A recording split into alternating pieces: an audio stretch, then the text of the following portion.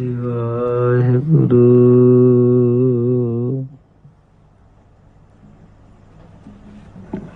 ਸਾਹਿਬ JIO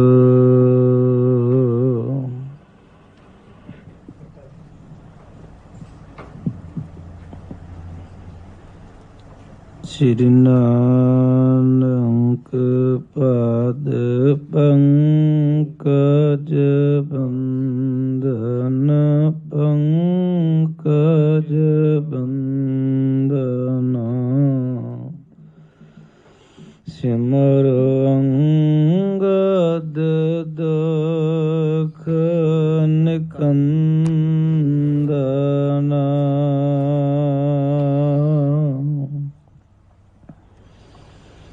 Amardas ਗੁਰ ਹਿਰਦੈ ਧਿਆਵੋ ਹਿਰਦੈ ਧਿਆਵੋ ਸ੍ਰੀ ਗੁਰੂ ਰਾਮਦਾਸ ਗੁਣ ਗਾਵੋ ਸ੍ਰੀ ਅਰਜਨ ਬਿਗਨਨ ਕੇ ਨਾਸਕ ਬਿਗਨਨ ਕੇ ਨਾਸਕ ਸ੍ਰੀ ਹਰਗੋਬਿੰਦ ਸਭ ਸਮਤ ਪ੍ਰਕਾਸ਼ਕ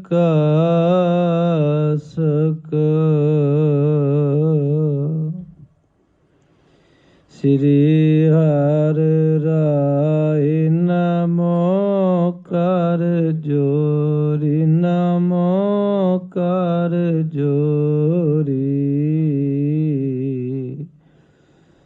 ਸ੍ਰੀ ਹਰਿ ਕ੍ਰਿਸ਼ਨ ਮਨਾਏ ਬਹੋਰੀ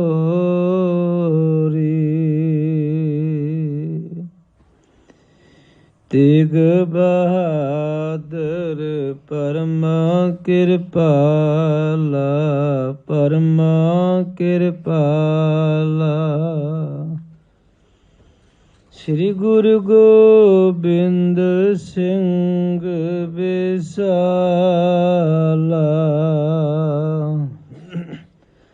ਤਰ ਤਰਾ ਪਰ ਪੁੰਨ ਪੁੰਨ ਸੀਸਾ ਪੁੰਨ ਪੁੰਨ ਸੀਸਾ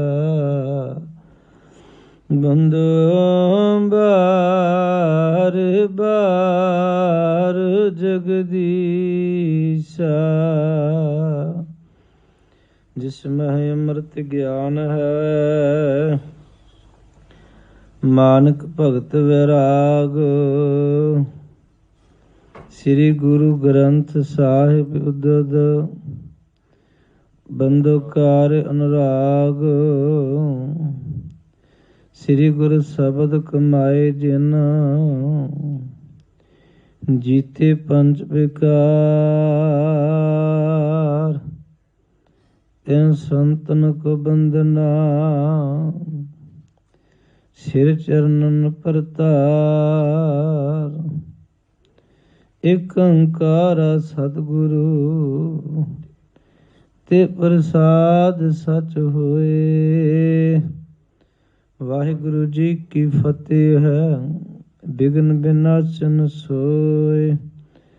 ਵਾਹਿਗੁਰੂ ਜੀ ਕੀ ਫਤਿਹ ਹੈ। ਬਿਘਨ ਬਿਨਾਸ਼ਨ ਸੋਏ। ਸਤਨਾਮ ਵਾਹਿਗੁਰੂ ਸਾਹਿਬ ਜੀ ਦੋਹਰਾ।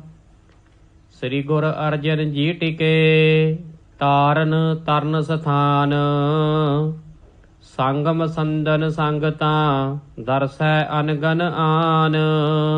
ਸ੍ਰੀ ਗੁਰ ਅਰਜਨ ਜੀ ਟਿਕੇ ਤਾਰਨ ਤਰਨ ਸਥਾਨ ਸੰਗਮ ਸੰਦਨ ਸੰਗਤਾਂ ਦਰਸੈ ਅਨਗਨ ਆਨ। ਸ੍ਰੀ ਗੁਰ ਅਰਜਨ ਜੀ ਟਿਕੇ। ਵਾਹਿਗੁਰੂ ਜੀ ਕਾ ਖਾਲਸਾ ਵਾਹਿਗੁਰੂ ਜੀ ਕੀ ਫਤਿਹ। ਪਰਮ ਸਨਮਾਨ ਅਤੇ ਸਤਿਕਾਰਯੋਗ ਸਰਵਰੇ ਕਾਇਨਾਤ ਦੇ ਮਾਲਕ ਦੀਨ ਦੁਨੀਆ ਵਿੱਚ ਬਾਂਹ ਫੜ ਕੇ ਪਾਰ ਲਾਉਣ ਵਾਲੇ ਨਿਗੁਰਿਆਂ ਦੇ ਗੁਰੂ, ਪਾਪੀਆਂ ਨੂੰ ਪਤਿਤਾਂ ਨੂੰ ਤਾਰਨਹਾਰੇ,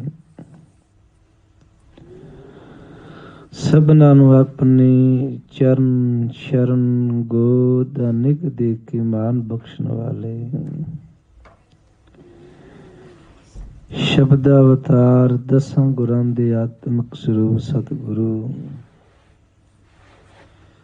ਧੰਨ ਸ੍ਰੀ ਗੁਰੂ ਗ੍ਰੰਥ ਸਾਹਿਬ ਮਹਾਰਾਜ ਪਿਤਾ ਗੁਰਦੇਵ ਜੀ ਦੀ ਪਾਵਨ ਹਜ਼ੂਰੀ ਦੀਆਂ ਹਾਜ਼ਰੀਆਂ ਭਰਦੇ ਹੋਏ ਪੰਥ ਦੇ ਮਾਂ ਸਤਿਕਾਰਯੋਗ ਮਾਂ ਮਾਤਾ ਸਾਹਿਬ ਕੌਰ ਦੇਵਾਨ ਜੀ, ਜਿਨ੍ਹਾਂ ਦੇ ਪਾਵਨ ਸਥਾਨਾਂ ਤੇ ਆਪ ਜੀ ਸੁਸ਼ੋਭਿਤ ਹੋ ਦਿਆਲੂ ਗੁਰੂ ਨੇ ਦਇਆ ਕੀਤੀ ਹੈ। ਸ਼ਾਮਾਂ ਦੇ ਦੀਵਾਨ ਸਜੇ ਨੇ, ਸੋਦਰ ਰਹਿਰਾਜ ਸਾਹਿਬ ਜੀ ਦੇ ਪਾਠ ਹੋਏ ਨੇ, ਆਰਤੀ ਤੇ ਆਰਤੀ ਦਾ ਕੀਰਤਨ ਆਪ ਜੀ ਨੇ ਸਰਵਨ ਕੀਤਾ ਹੈ। ਬਹੁਤ ਵਡਭਾਗੇ ਉਹ ਗੁਰੂ ਸਵਾਰੇ ਗੁਰੂ ਪਿਆਰੇ ਸਤਸੰਗੀ ਨੇ, ਜਿਹੜੇ ਮੇਰੇ ਸਤਿਗੁਰੂ ਮਹਾਰਾਜ ਸੱਚੇ ਪਾਤਸ਼ਾਹ ਜੀ ਦੇ ਚਰਨ ਪਰਸਦੇ ਨੇ। ਗਰੀਬ ਨਵਾਜ ਮਹਾਰਾਜ ਅੱਗੇ ਝੁਕ ਕੇ ਹਜ਼ੂਰ ਮਹਾਰਾਜ ਜੀ ਦੀ ਮਿਹਰ ਔਰ ਬਖਸ਼ਿਸ਼ ਦੇ ਪਾਤਰ ਬਣਦੇ ਹਨ। ਵੱਡਿਆਂ ਭਾਗਾਂ ਵਾਲਿਆਂ ਨੇ ਹਾਜ਼ਰੀਆਂ ਭਰੀਆਂ ਨੇ, ਬਾਣੀ ਪੜ੍ਹੀ ਸੁਣੀ ਔਰ ਗਾਵੀ ਹੈ। ਹਜ਼ੂਰ ਸਭਨਾਂ ਦੀ ਪੜ੍ਹੀ ਸੁਣੀ ਬਾਣੀ, ਕੀਤਾ ਹੋਇਆ ਤਿਲ ਲਪੇਟਾ, ਕੀਤੀ ਹੋਈ ਸੇਵਾ ਮਹਾਰਾਜ ਥਾਂ ਪਾਵਨ, ਸਭਨਾਂ ਨੂੰ ਆਪਣੇ ਬਣਾ ਕੇ ਰੱਖਣ। ਆਓ ਗੁਰੂ ਦਾਤੇ ਦੀ ਮਾਤਾ ਜੀ ਦੀਆਂ ਬਖਸ਼ਿਸ਼ਾਂ ਨਾਲ ਮਹਾਂਪੁਰਖਾਂ ਵੱਲੋਂ ਪਾਵਨ ਸਥਾਨ ਤੇ ਇਤਿਹਾਸ ਦੀ ਕਥਾ ਆਪ ਜੀ ਲੜੀਵਾਰ ਸਰਵਨ ਕਰ ਰਹੇ ਹੋ। ਦਤਾਰ ਦਾਤੇ ਜੀ ਨੇ ਬਖਸ਼ਿਸ਼ ਕੀਤੀ ਹੈ, ਸਮਾਂ ਹੋਇਆ ਆਓ। ਇਹ ਸਾਡਾ ਵਡਮੁੱਲਾ ਇਤਿਹਾਸ ਹੈ, ਵਡਮੁੱਲਾ ਇਤਿਹਾਸ, ਸਿੱਖੀ ਦਾ ਇਤਿਹਾਸ, ਬਹੁਤ ਕੀਮਤੀ, ਜੋ ਸਾਨੂੰ ਸਾਡੇ ਗੁਰੂਆਂ ਦੇ ਕੀਤੇ ਹੋਏ ਕਾਰਨਾਮੇ ਜਿੱਥੇ ਚੇਤੇ ਕਰਾਉਂਦਾ ਹੈ। ਉਹਨਾਂ ਵੱਲੋਂ ਇਸ ਲੁਕਾਈ ਨੂੰ ਤਾਰਿਆ ਗਿਆ, ਜਿੱਥੇ ਇਹ ਕੋਈ ਚੇਤੇ ਕਰਾਉਂਦਾ ਹੈ, ਉੱਥੇ ਸਾਡਾ ਇਤਿਹਾਸ ਸਾਡੇ ਮਨਾਂ ਵਿੱਚੋਂ ਦੁਬਦਾ ਕੱਢ ਕੇ ਭਾਵਨਾ, ਸ਼ਰਧਾ, ਪ੍ਰੇਮ ਦੀ ਦਾਤ ਇਹਦੇ ਤੋਂ ਪ੍ਰਾਪਤ ਹੁੰਦੀ ਹੈ। ਇਤਿਹਾਸ ਵਿੱਚ ਕਵੀ ਮਹਾਕਵੀ ਭਾਈ ਸੰਤੋਖ ਸਿੰਘ ਜੀ ਨੇ ਬੜੀ ਭਰਪੂਰ ਸ਼ਰਧਾ, ਬੇਅੰਤ ਭਾਵਨਾ ਨਾਲ ਇਸ ਇਤਿਹਾਸ ਨੂੰ ਲਿਖਿਆ ਹੈ। ਤੇ ਕੋਈ ਪਿਆਰ ਵਾਲੀ ਰੂਹ ਹੋਵੇ, ਹਿਰਦਿਓਂ ਇਸ ਨੂੰ ਪੜ੍ਹੇ, ਹਿਰਦਿਓਂ ਸੁਣੇ, ਵਿਚਾਰ ਕਰੇ, ਤੇ ਮੇਰਾ ਗੁਰੂ ਉਹਦੇ ਹਿਰਦੇ ਵਿੱਚ ਵੀ ਭਾਵਨਾ, ਸ਼ਰਧਾ, ਪ੍ਰੇਮ ਦੀ ਦਾਤ ਬਖਸ਼ ਦਿੰਦੇ ਨੇ। ਹਾਂ, ਟਿੱਪਣੀ ਕਰਨੀ ਹੈ ਤੇ ਕੋਈ ਗੱਲ ਨਹੀਂ, ਉਹਦੇ ਲਈ ਕੋਈ ਬਹੁਤਾ ਕਰਨ ਦੀ ਲੋੜ ਨਹੀਂ ਹੁੰਦੀ।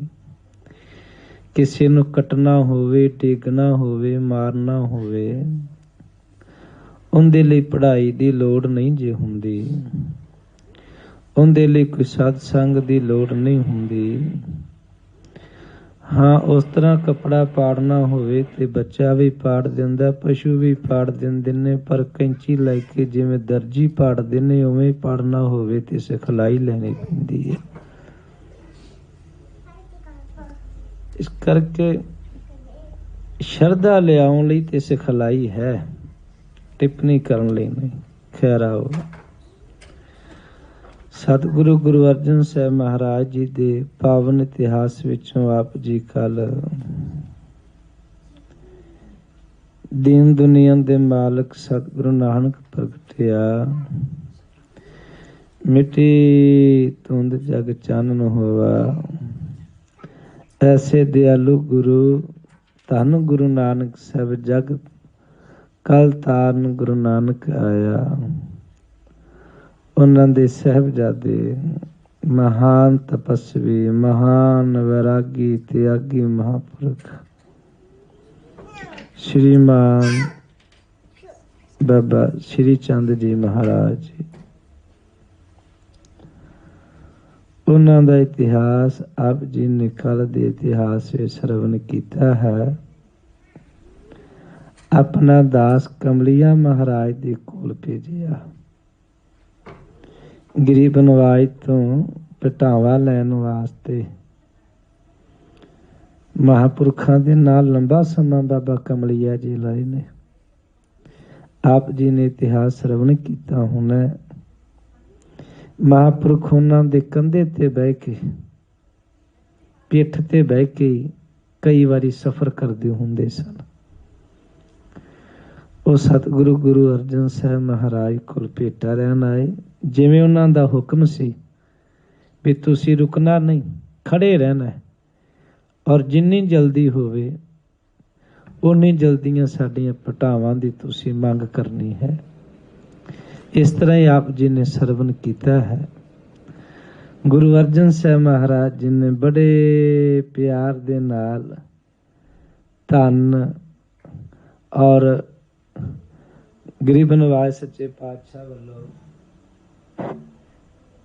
ਘੋੜਾ ਵੀ ਉਹਨਾਂ ਨੇ ਮੰਗਿਆ ਸੀ, ਚੰਚਲ ਤੁਰੰਗ, ਉਹ ਵੀ ਭੇਟਾ ਕੀਤਾ ਗਿਆ। ਨਾਲੇ ਕਿਹਾ ਗਿਆ ਜੀ ਮਹਾਂਪੁਰਖੋ ਦਰਸ਼ਨ ਦੇਣੇ ਸਭ ਕੁਝ ਤੁਹਾਡਾ ਹੈ। ਸਾਨੂੰ ਸਿਖਾਇਆ ਗਿਆ ਮਾਲਕ ਗੁਰੂ ਅਰਜਨ ਦੇਵ ਜੀ ਵੱਲੋਂ। ਮਾਸਟਰ ਹਮੇਸ਼ਾ ਹੀ ਸਿਖਾਉਂਦਾ ਹੈ।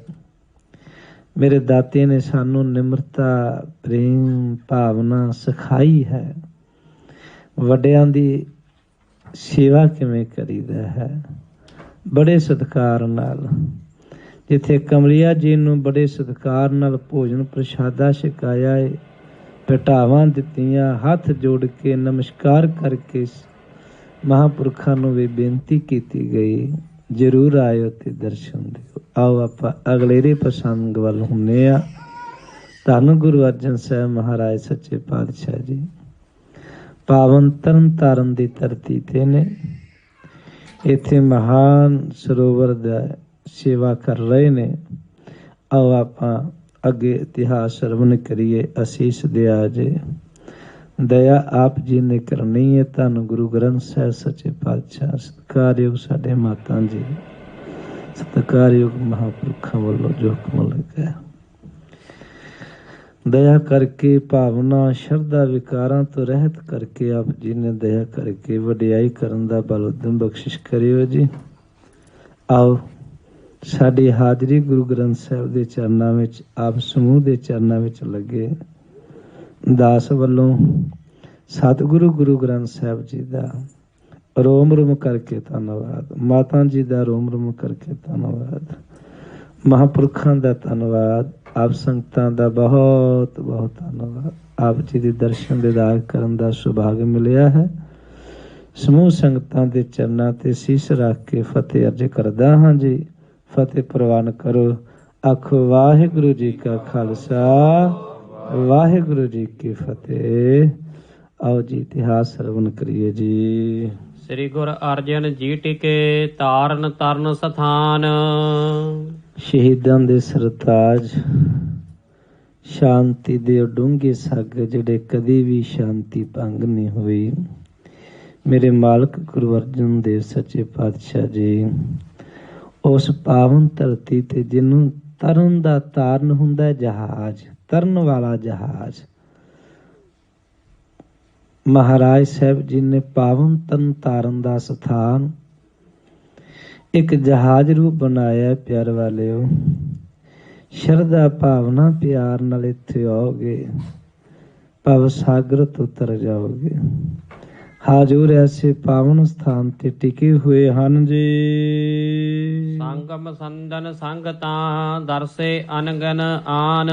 ਗਰੀਬ ਨਵਾਜ ਮਹਾਰਾਜ ਸੱਚੇ ਪਾਤਸ਼ਾਹ ਉੱਥੇ ਸੁਭਾਏ ਮਾਨ ਨੇ। ਬੇਅੰਤ ਸੰਗਤਾਂ, ਕਿਉਂਕਿ ਸੰਗਤਾਂ ਨੇ ਭੌਰੇ ਦਾ ਸੁਭਾਅ ਹੁੰਦਾ ਹੈ, ਪਤੰਗੇ ਦਾ ਇੱਕ ਜੀਵਨ ਹੈ। ਜਿੱਥੇ ਲਾਈਟ ਹੋਵੇ ਪਤੰਗੇ ਨੇ ਉੱਥੇ ਹੀ ਜਾਣਾ ਹੈ। ਭੌਰੇ ਦਾ ਸੁਭਾਅ ਹੈ, ਜਿੱਥੇ ਖੁਸ਼ਬੂ ਹੋਵੇ ਉਹਨੇ ਉੱਥੇ ਹੀ ਜਾਣਾ ਹੈ।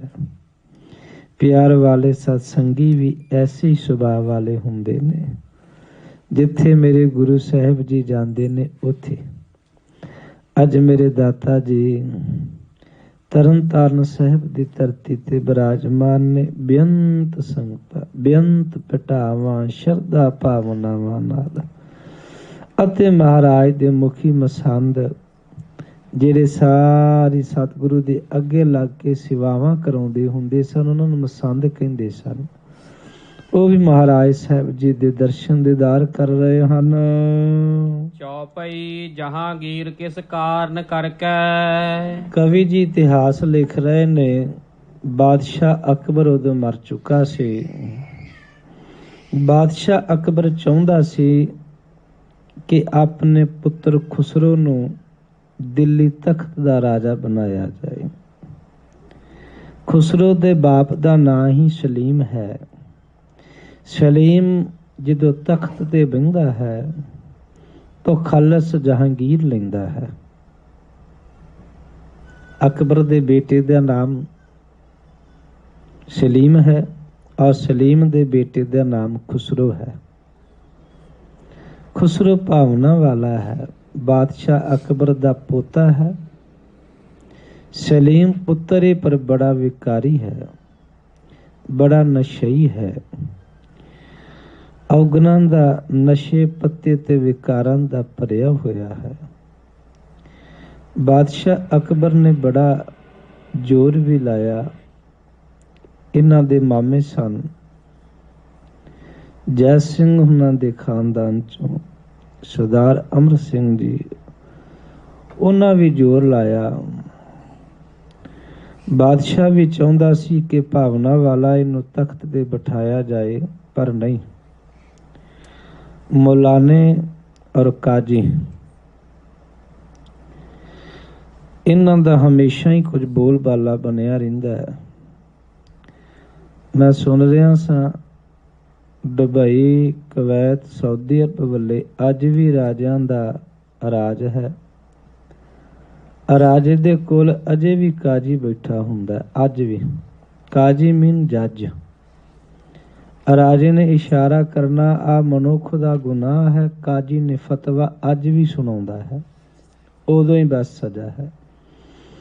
ਇਹ ਕਾਜੀ ਔਰ ਮੌਲਾਨੇ ਜਿਹੜੇ ਧਾਰਮਿਕ ਜਥੇਦਾਰ ਹੁੰਦੇ ਨੇ, ਬੜੇ ਕੱਟੜ ਵਿਰੋਧੀ ਸਨ ਗੁਰੂ ਨਾਨਕ ਸਾਹਿਬ ਜੀ ਦੇ ਘਰ ਦੇ। ਸ੍ਰੀ ਗੁਰੂ ਅਰਜਨ ਸਾਹਿਬ ਜੀ ਨਾਲ ਤੇ ਬਹੁਤਾ ਹੀ ਵਿਰੋਧ ਰੱਖਦੇ ਸਨ। ਸ਼ੇਖ ਫਤਿਹ ਆਪਾਂ ਛੱਡ ਆਏ ਹਾਂ ਪੰਜਾਬ ਦੀ ਧਰਤੀ ਤੇ। ਇਹ ਸਾਰਾ ਇੱਥੋਂ ਹੀ ਤੁਰਦਾ, ਸਾਰਾ ਸਿਲਸਿਲਾ ਗੁਰੂ ਮਹਾਰਾਜ ਸਾਹਿਬ ਜੀ ਦੀ ਸ਼ਹਾਦਤ ਦਾ। ਸ਼ੇਖ ਫਤਿਹ, ਸ਼ੇਖ ਅਹਿਮਦ ਸਰਹੰਦੀ, ਇਹ ਉਦੋਂ ਦਾ ਸ਼ੇਖ ਅਹਿਮਦ ਸਰਹੰਦੀ ਉਦੋਂ ਦਾ ਗੁਰੂ ਸੀ ਆਪਣੇ ਆਪ 'ਚ, ਜਿਵੇਂ ਰਾਧਾ ਸੁਆਮੀ ਨੇ ਸਬਦੇ ਸਾਧ ਦੇ ਚੇਲੇ ਨੇ, ਇਹ ਗੁਰੂ ਸੀ ਉਦੋਂ। ਬਾਦਸ਼ਾਹ ਅਕਬਰ ਦੇ ਦਰਬਾਰ 'ਚ ਇਹਨਾਂ ਦਾ ਰੁਤਬਾ ਵਜ਼ੀਰਾਂ ਵਾਲਾ ਸੀ। ਗੁਰੂ ਨਾਨਕ ਸਾਹਿਬ ਜੀ ਮਹਾਰਾਜ ਜੀ ਨੇ ਕਿਰਪਾ ਕੀਤੀ, ਜਦੋਂ ਦਾ ਸਿੱਖੀ ਤੁਰੀ। ਵਿਰੋਧੀ ਹਮੇਸ਼ਾ ਹੀ ਵਿਰੋਧ ਵਿੱਚ ਰਹੇ, ਅੱਜ ਵੀ ਵਿਰੋਧ ਵਿੱਚ ਨੇ। ਸ਼ੇਖ ਫਤਿਹ ਲੋਕ ਬਹੁਤ ਜਾਣਦੇ ਸਨ। ਗੁਰੂ ਅਰਜਨ ਸਾਹਿਬ ਜੀ ਨੇ ਸ਼ੇਖ ਫਤਿਹ ਦੇ ਲਾਗੇ ਤਰਨ ਤਾਰਨ ਸਾਹਿਬ ਦੀ ਉਸਾਰੀ ਕੀਤੀ ਤੇ ਇਹਨਾਂ ਨੂੰ ਬੜਾ ਦੁੱਖ ਲੱਗਿਆ। ਮੈਂ ਲੰਬਾ ਇਤਿਹਾਸ ਨਾ ਲਵਾਂ, ਮੈਂ ਦੋ ਗੱਲਾਂ 'ਚ ਮੁਕਾਵਾਂ।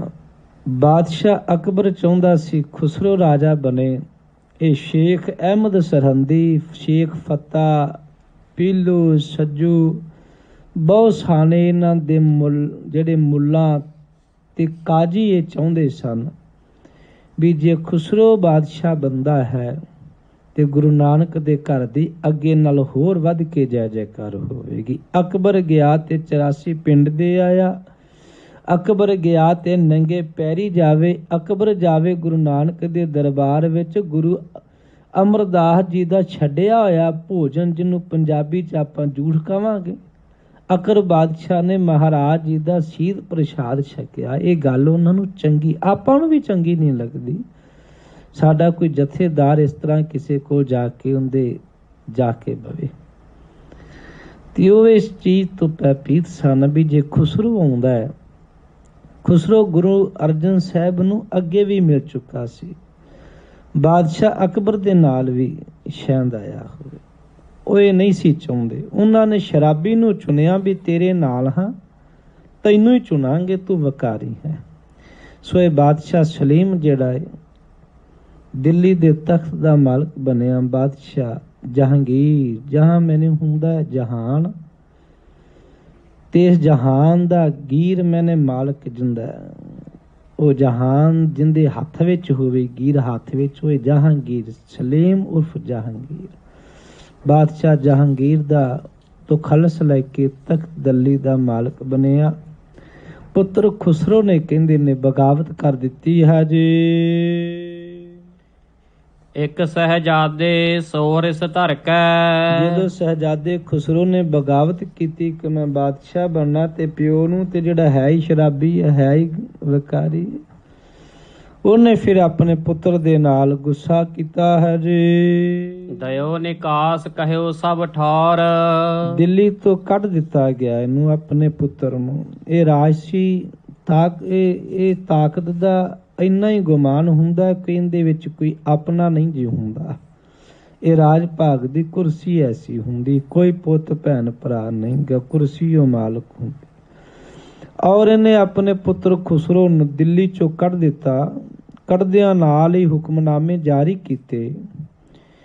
ਕਾਬਲ ਕੰਧਾਰ ਤੋਂ ਲੈ ਹਿੰਦੁਸਤਾਨ ਤੱਕ ਸਾਰੇ ਜਿੱਥੋਂ ਜਿੱਥੋਂ ਤੱਕ ਬਾਦਸ਼ਾਹ ਅਕਬਰ ਦਾ ਰਾਜ ਸੀ, ਬਈ ਜਹਾਂਗੀਰ ਬਾਦਸ਼ਾਹ ਬਣਿਆ ਔਰ ਹੁਕਮ ਭੇਜਦਾ ਹੈ ਤਮਾਮ ਸਟੇਟਾਂ ਨੂੰ, ਕਹਿ ਲੋ ਵੀ ਮੇਰਾ ਪੁੱਤਰ ਖੁਸਰੋ ਇਹ ਇੱਥੋਂ ਦਿੱਲੀ ਤੋਂ ਬਗਾਵਤ ਕਰ ਰਿਹਾ ਹੈ ਔਰ ਇਹਨੂੰ ਕੱਢ ਦਿੱਤਾ ਜਾ ਰਿਹਾ ਹੈ। ਕਿਸੇ ਨੇ ਵੀ ਇਹਨੂੰ ਸਾਂਭਣਾ, ਰੱਖਣਾ, ਸਤਿਕਾਰ ਨਹੀਂ ਦੇਣਾ ਹੈ ਜੀ। ਇਸਕੇ ਸੰਗ ਨਾ ਮਿਲ ਹੈ ਔਰ ਤੇ ਔਰ ਇਹਦੇ ਨਾਲ ਕਿਸੇ ਨੇ ਮੇਲ ਮਿਲਾਪ, ਕਿਉਂਕਿ ਬਾਗੀ ਹੋ ਗਿਆ ਨਾ। ਬਾਗੀ ਦਾ ਮਤਲਬ ਹੈ ਆ ਵੀ ਬਰਖਲਾਫ, ਤੇ ਉਹਨੇ ਉਹਦੇ ਨਾਲ ਕੁਝ ਹੋਰ ਜੋੜਨੇ ਨੇ। ਜੰਗ ਕਦੋਂ ਵੀ ਹੋ ਸਕਦਾ। ਬਾਦਸ਼ਾਹ ਜਹਾਂਗੀਰ ਨੇ ਬਕਾਇਦਾ ਹੁਕਮ ਭੇਜਿਆ ਸਾਰੇ ਰਾਜਾਂ ਵਿੱਚ ਵੀ ਮੇਰੇ ਪੁੱਤਰ ਦਾ ਕਿਸੇ ਨੇ ਸਾਥ ਨਹੀਂ ਦੇਣਾ, ਕਿਸੇ ਨੇ ਨਾਲ ਨਹੀਂ ਤੁਰਨਾ ਹੈ। ਜੇ ਨੌਕਰ ਮਮ ਲੱਗ ਕੇ ਮਹਾਨ। ਪੜ੍ਹਿਓ ਦੁਬਾਰਾ। ਜੇ ਨੌਕਰ ਮਮ ਲੱਗ ਕੇ ਮਹਾਨ। ਜਿਹੜੇ ਮੇਰੇ ਵਜ਼ੀਰ, ਰਾਜੇ, ਅਹਿਲਕਾਰ ਨੇ ਮੇਰੇ ਰਾਜ ਦੇ, ਤਮਾਮ ਨੌਕਰਾਂ ਤੋਂ ਲੈ ਕੇ ਸਭਨਾਂ ਨੂੰ ਇਹ ਹੁਕਮ ਹੈ ਵੀ ਕਿਸੇ ਨੇ ਵੀ ਮੇਰੇ ਪੁੱਤ ਦਾ ਸਾਥ ਨਹੀਂ ਦੇਣਾ। ਕੋ ਨਹਿ ਦੇ ਇਸੇ ਸਨਮਾਨ।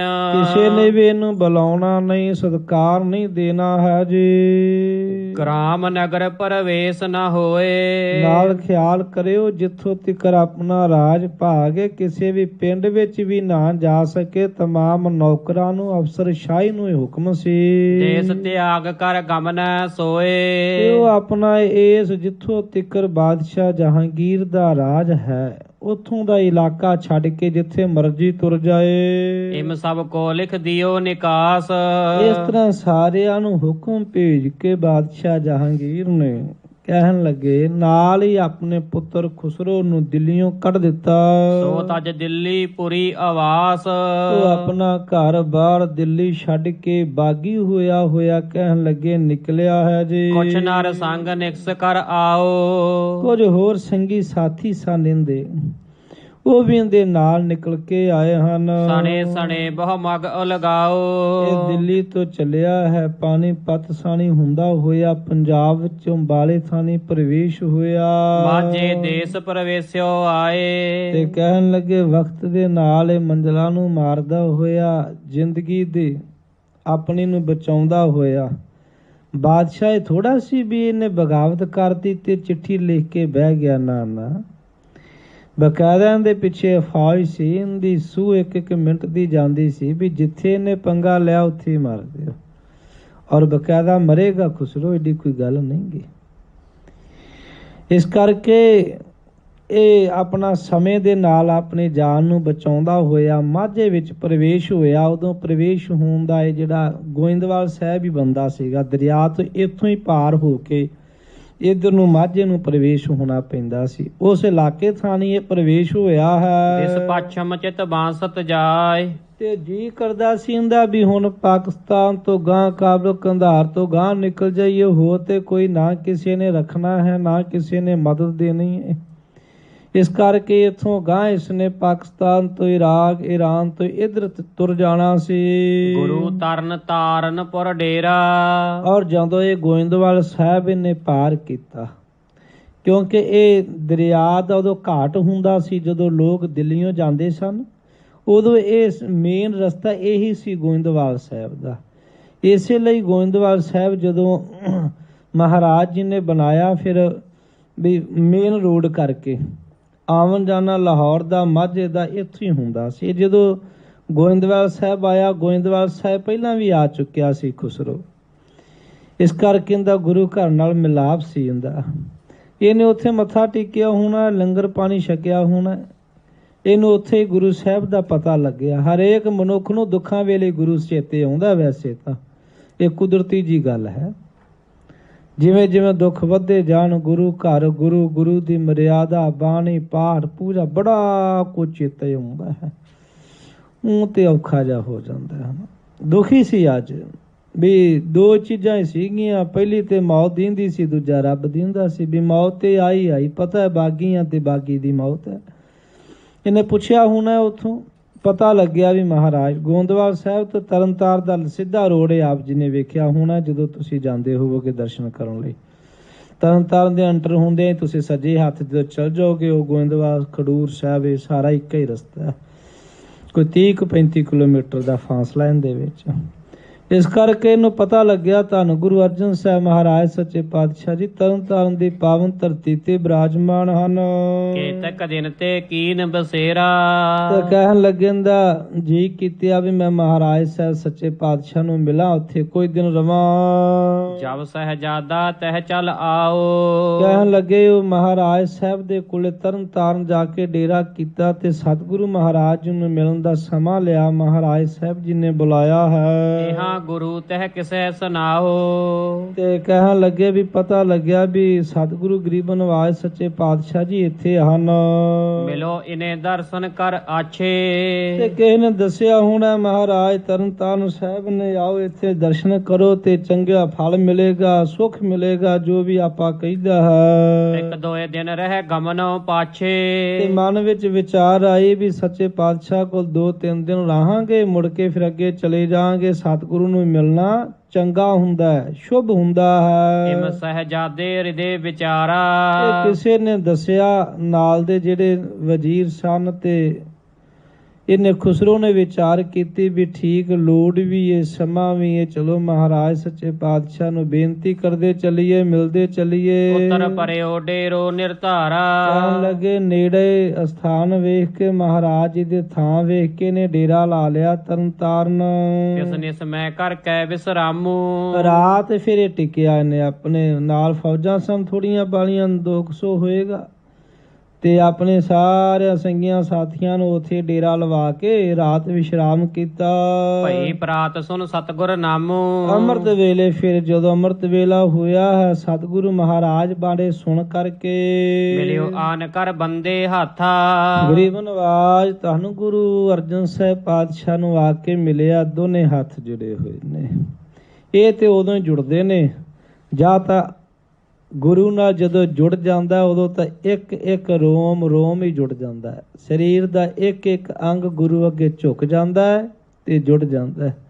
ਜਾਂ ਫਿਰ ਜਦੋਂ ਕੋਈ ਦੁਖਿਆਰਾ ਹੁੰਦਾ ਤੇ ਲੋੜਵੰਦ ਹੱਥ ਜੋੜਦਾ, ਬਸ ਹੱਥ ਹੀ ਜੁੜੇ ਹੋਏ ਦਾ ਰੋਮ ਜੁੜ ਜਾਂਦਾ ਗੁਰੂ ਅੱਗੇ। ਤੇ ਸਾਡੇ ਵਰਗਿਆਂ ਦਾ ਉਦੋਂ ਜੁੜਦਾ ਜਦੋਂ ਕੁਝ ਲੈਣਾ ਹੋਵੇ, ਹੱਥ ਮੁੜ ਕੇ ਨਹੀਂ ਜੁੜਦੇ। ਸੋ ਇਹਨੇ ਹੱਥ ਜੋੜੇ ਨੇ ਸਤਿਗੁਰੂ ਗਰੀਬ ਨਿਵਾਜ ਸੱਚੇ ਪਾਤਸ਼ਾਹ ਦੇ ਅੱਗੇ ਆ ਕੇ ਲੱਖ ਮਹਿਮਾਨ ਮਰੀ ਕਰ ਮਾਥਾ। ਹਜ਼ੂਰ ਦੀ ਮਹਿਮਾ ਵਡਿਆਈ ਪਹਿਲਾਂ ਵੀ ਜਾਣਦਾ ਸੀ ਗੁਰੂ ਨਾਨਕ ਦੇ ਘਰ ਦੀ, ਔਰ ਮਹਿਮਾ ਜਾਣ ਕਰਕੇ ਮਹਾਰਾਜ ਨੂੰ ਬੜੀ ਨਿਮਰਤਾ, ਬੜੀ ਭਾਵਨਾ, ਬੜੀ ਸ਼ਰਧਾ ਨਾਲ ਬਸ ਗੁਰੂ ਕੋਲੋਂ ਲੈਣ ਦਾ ਇੱਕ ਹੀ ਤਰੀਕਾ ਹੈ, ਨਿਮਰਤਾ, ਭਾਵਨਾ ਤੇ ਸ਼ਰਧਾ। ਜਿੰਨੀ ਭਾਵਨਾ, ਜਿੰਨੀ ਸ਼ਰਧਾ, ਜਿੰਨੀ ਨਿਮਰਤਾ ਨਾਲ ਅਸੀਂ ਦਾਤੇ ਕੋਲ ਆਉਂਦੇ ਆ ਤੇ ਮੇਰਾ ਦਾਤਾ ਉਸ ਤਰ੍ਹਾਂ ਹੀ ਝੋਲੀਆਂ ਭਰਦਾ। ਬੜੀ ਨਿਮਰਤਾ ਨਾਲ ਕਹਿਣ ਲੱਗੇ, ਚੁੱਕਿਆ ਹੈ ਜੀ ਬੂਝਿਓ ਸਗਰੋ ਤਾਹੇ ਵਰਤਾਂਤ। ਮੇਰੇ ਮਾਲਕ ਗੁਰੂ ਧੰਨ ਗੁਰੂ ਅਰਜਨ ਸਾਹਿਬ ਜੀ ਨੇ ਖੁਸਰੋ ਤੋਂ ਸਾਰੀ ਵਾਰਤਾ, ਸਾਰਾ ਜੋ ਜੋ ਇਹਦੇ ਨਾਲ ਹੋਇਆ, ਜੋ ਦਿੱਲੀ ਹੋਇਆ, ਸਾਰਾ ਲਾਜ ਭਾਗ ਦੀ ਵਾਰਤਾ ਸੁਣੀ ਹੈ। ਭਨਿਓ ਤਾਹੇ ਬੀਤਾ ਜਿਸ ਭਾਂਤ।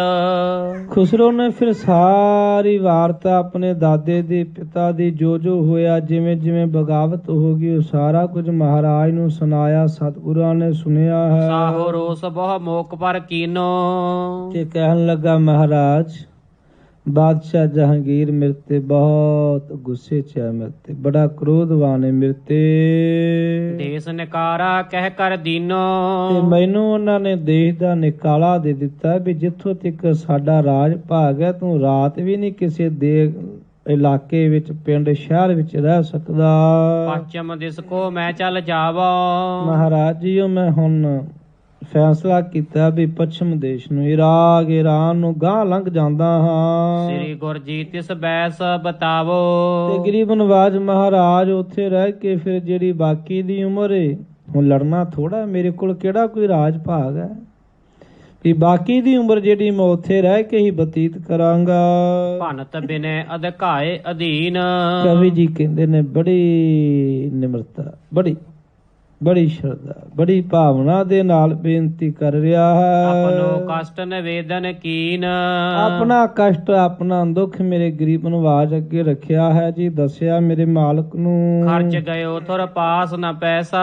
ਨਾਲ ਹੀ ਕਹਿਣ ਲੱਗਾ, ਮਹਾਰਾਜ ਸਮਾਂ ਐਸਾ ਜਦੋਂ ਦਾ ਦਿੱਲੀੋਂ ਚੱਲਿਆ ਹਾਂ, ਜਿੰਨੀ ਕਮਾਇਆ ਧਨ ਦੌਲਤ ਮੇਰੇ ਕੋਲ ਸੀ ਮਹਾਰਾਜ, ਮੈਂ ਰਸਤੇ ਵਿੱਚ ਖਵਾਉਂਦਿਆਂ ਪਿਉਂਦਿਆਂ ਘੋੜਿਆਂ ਨੂੰ ਇਹਨਾਂ ਨੂੰ ਲੱਗ ਗਿਆ ਹੈ ਦਾਤਾ ਜੀ। ਹੁਣ ਮੇਰੇ ਕੋਲ ਖਰਚ ਵੀ ਕੋਈ ਬਹੁਤਾ ਨਹੀਂ ਹੈ। ਦਿਨ ਪ੍ਰਤ ਸ਼ੁੱਧਤ ਰੰਕ ਹੋਵੇ ਜੈਸਾ।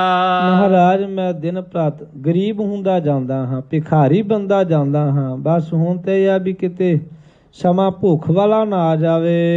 ਨੀਠ ਨੀਠ ਤੇ ਖਰਚ ਚਲਾਵੋ। ਮਹਾਰਾਜ ਜੀ ਮਸਾ ਮਸਾ ਹੀ ਮੈਂ ਨੀਠ ਹੁੰਦਾ, ਮਸਾ ਮਸਾ ਹੀ ਮਹਾਰਾਜ ਇਹਨਾਂ ਦਾ ਨਾਲ ਦਿਆਂ ਦਾ, ਘੋੜਿਆਂ ਦਾ ਕਿਤੇ ਖਰਚਾ ਚਲਾਉਂਦਾ ਹਾਂ। ਵੇਚ ਭੂਖਣ ਨਰਨ ਖਲਾਵੋ।